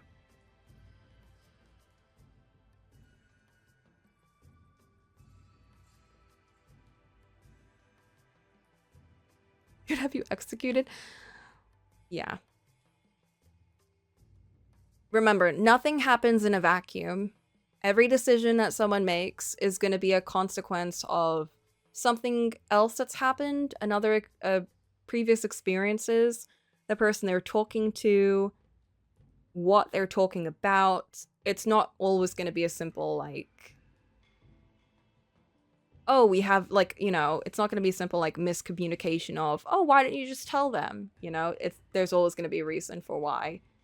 It's why people who are in an abusive relationship tend to stay in it, because they don't want to they don't want to walk on those eggshells, so they just do nothing. They stay in it. When you're fully reliant on someone, it's crazy how they can rug pull you if you confront them. Talking about my own relationship as an example, he'd make excuses like depression Like, given the benefit of doubt again and again. That's an awful one to use. When they make you feel bad, like threatening to like do anything to themselves, or like, you know, oh, I just had a really bad day. Like, you have to understand, like, I just had a bad day. I didn't mean it. That kind of stuff. She did it once with a king, but understandable if they keep their space. You have to realize it's just pretext of not taking responsibility. He's confronted him several times. She has. She's like, every single time he's done something, she's told him, this is ridiculous. It was only when she had a full-on, like, she said bullshit and walked out that he was like, oh no, you know. He was like, oh, my darling, of course we'll give you this. And then he didn't listen to her.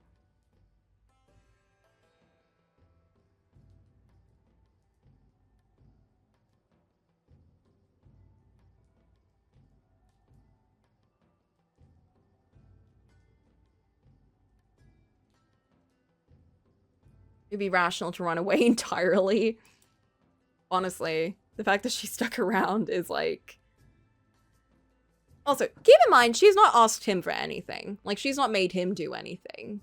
She's not said, why aren't you staying home all the time? Why don't you... Like, you know, she's... I mean, she said it like as a, you're making me have salt, you have... Oh, not have salt, you don't have salt. And he's been like, blah, blah, blah, blah, blah. And she's been like, fine, whatever then. But she hasn't asked anything of him herself, you know, like, oh, you can't talk to any ladies or do this or do that. It's always been a reaction to what he's asked her to do. So keep in mind, it is all coming from him. But we'll see kind of where it goes. We'll see how we end up with. I'm also just curious why we haven't called Nahima over yet. Because I feel like now is a decent enough time to call her. Because at the very least, he hasn't shown that he doesn't want her to communicate with anyone. As long as it's like, not, you know, having an affair. Or, you know, maybe she can live around here or something. My child, I cannot help notice, but you have been multiplying my interventions lately. Are you taking me for your nanny? Good God, no. In no way do I mean to disrespect you. Now I know that I can call you. It seems a pity not to make the most of it. She sent Nahima letters. Who knows what they're discussing? Well, she did say that, like, she didn't want Nahima to come over because, it's not a stable time at the moment or something. There's so many questions I would like to ask. Sorry if I brought up a sensitive topic. No, I think it was alright to talk about. I think if you said something like, no, and your experiences don't matter, and also you're dumb, then it would have been an issue. But it's understandable if you haven't, like, if you didn't understand the nature of these like, this specific type of relationship. You'd be surprised, like, how many people... I mean, the fact that, like, coercive control as a relationship, a form of abuse, was not made illegal until very recently in England, doesn't tell you, like, that a lot of people here also didn't see it as a crime, even though it has been such a huge issue for ages. A lot of people don't know. And it's not people who are like, you know, hate women or, you know, it's not people like that. It's just people just don't realize how significant of an issue it is. So it's good that, like, it's becoming more of a thing now. And yeah, now, you know, the more you learn about it, the better it is for other people. So it's good to talk about, I think. And I think it's better that you did kind of, like, come out with it, because it's different from someone who doesn't say anything and will continue to think, like, oh, it's not even an issue. It's not even bad, and never learn about it, you know?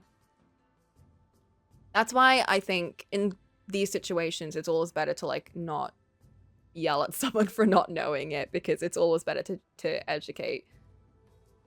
Yeah, I hope not. I hope you don't meet someone like that, but it's unfortunately very likely because it's such a prevalent issue. It is nice to hear other people's stories about it. It's a difficult position to be in, to be honest. Because it's so psychological. And again, not to say that physical abuse is anywhere better or nicer or anything, but so many people I've talked to have said they prefer physical abuse over the emotional abuse because it sticks with you for so much longer. And there is truth in the fact that like psychological abuse it warps your brain. It changes a lot of your personality and everything about you in a really bad way. I don't wish a Jinez on anyone. He sounds exhausting. He does. I think it'd be like if he saw my book collection, he'd be like, oh, the thoughts that have been put in your brain. It took me 3-4 years before I started interacting with people as friends again. 5 years till I felt like I could play games again without guilt. Play games! Thank God. Those dastardly games that give you all those ideas. That's horrible. A lot of different kinds of abuse when I was younger. It was so much easier to identify. When it's sneaky, you can be stuck being oblivious for so long. Abuse when you're a child is really bad. I mean, of course it's really bad. That's not the point I was making. But it's really bad in the sense that when you grow up around it, it's all you know, and it becomes so normal that when you grow up in it, you don't really see it until you're much older, but you end up protecting the people that are abusing you a lot of the times, or whoever it is, and no matter what anyone else tells you, it just becomes like it shapes a lot of how you grow up and how you treat other people too. And then once you're older and you look back on it, it can be like either you see it for what it is, or you have someone tell you, and when they do, you're like, what? It's a weird situation. My English kind of broke there a bit off to the topic. You know, it's fair. I don't think it was ununderstandable. But sneaky kinds are like just not good for your brain. If I was playing games, I was choosing that instead of her, or that I was being childish. Sounds absurd on reflection. Built up to a whole thing I had to change and not do over. No, that makes sense. It's a horrible thing, though. I mean, that sounds horrendous, but it's like people who are like, yeah, you can't, like, why are you, like, spending your time doing this hobby instead of, like, being with me, or, like, going out with your friends? Like, that's so stupid. Like, or, if it's, like, going to a party or something, it's like, that's such a waste of time, Partners like that are just, they make you feel so belittled and like useless, and like what you're interested in is a waste of time. And that's like I think that's the part that kind of warps your brain, because then you start feeling like, oh, I'm the bad one here. I'm the one that's not using my time well. Which, bleh, disgusting. Lucky enough to not let it define me as much, but it makes it so difficult to know what's healthy. It does. It does. I think that's the tricky bit. It's when you can't see what's healthy. Because what you're experiencing now is like normal.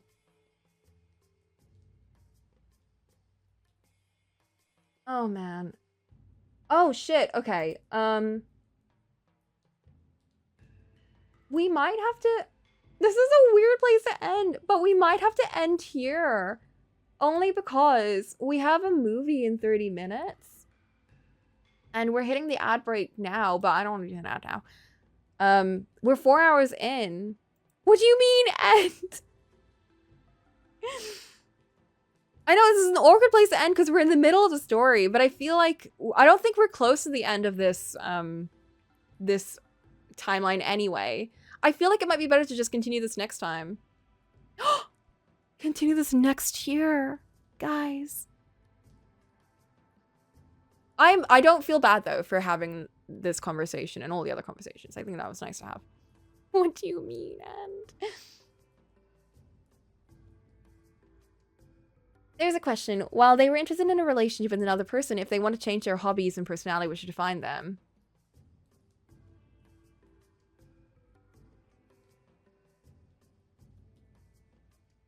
Ooh, okay.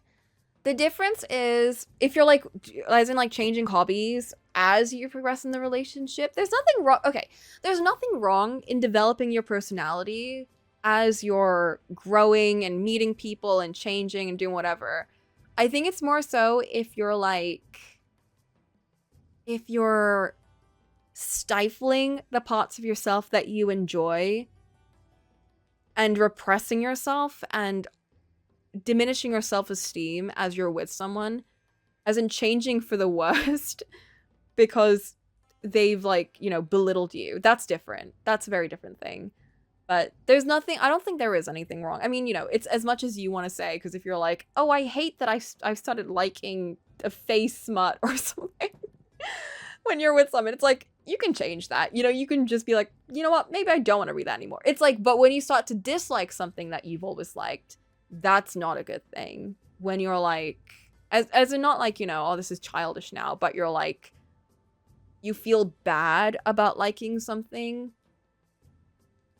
Like, you know, I don't want to play video games anymore because it's childish, because my partner said it's childish. Then it's like, you know. I will have my character regression. No, Satin.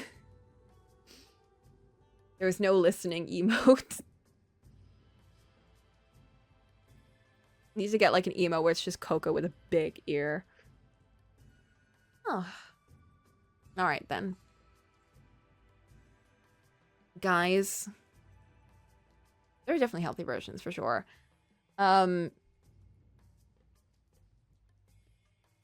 It's gonna be New Year's soon. Next week. I hope everyone has more positive relationships next year. And I hope no one experiences any of the relationships that we've seen so far in this game, please. But Merry Late Christmas. And it was lovely to talk to everyone. I hope so. Good night, good luck, and farewell, everyone. I hate Toxic Yuri and Yaoi. There has been no Toxic Yuri and Yaoi yet. There's only been evil hetero.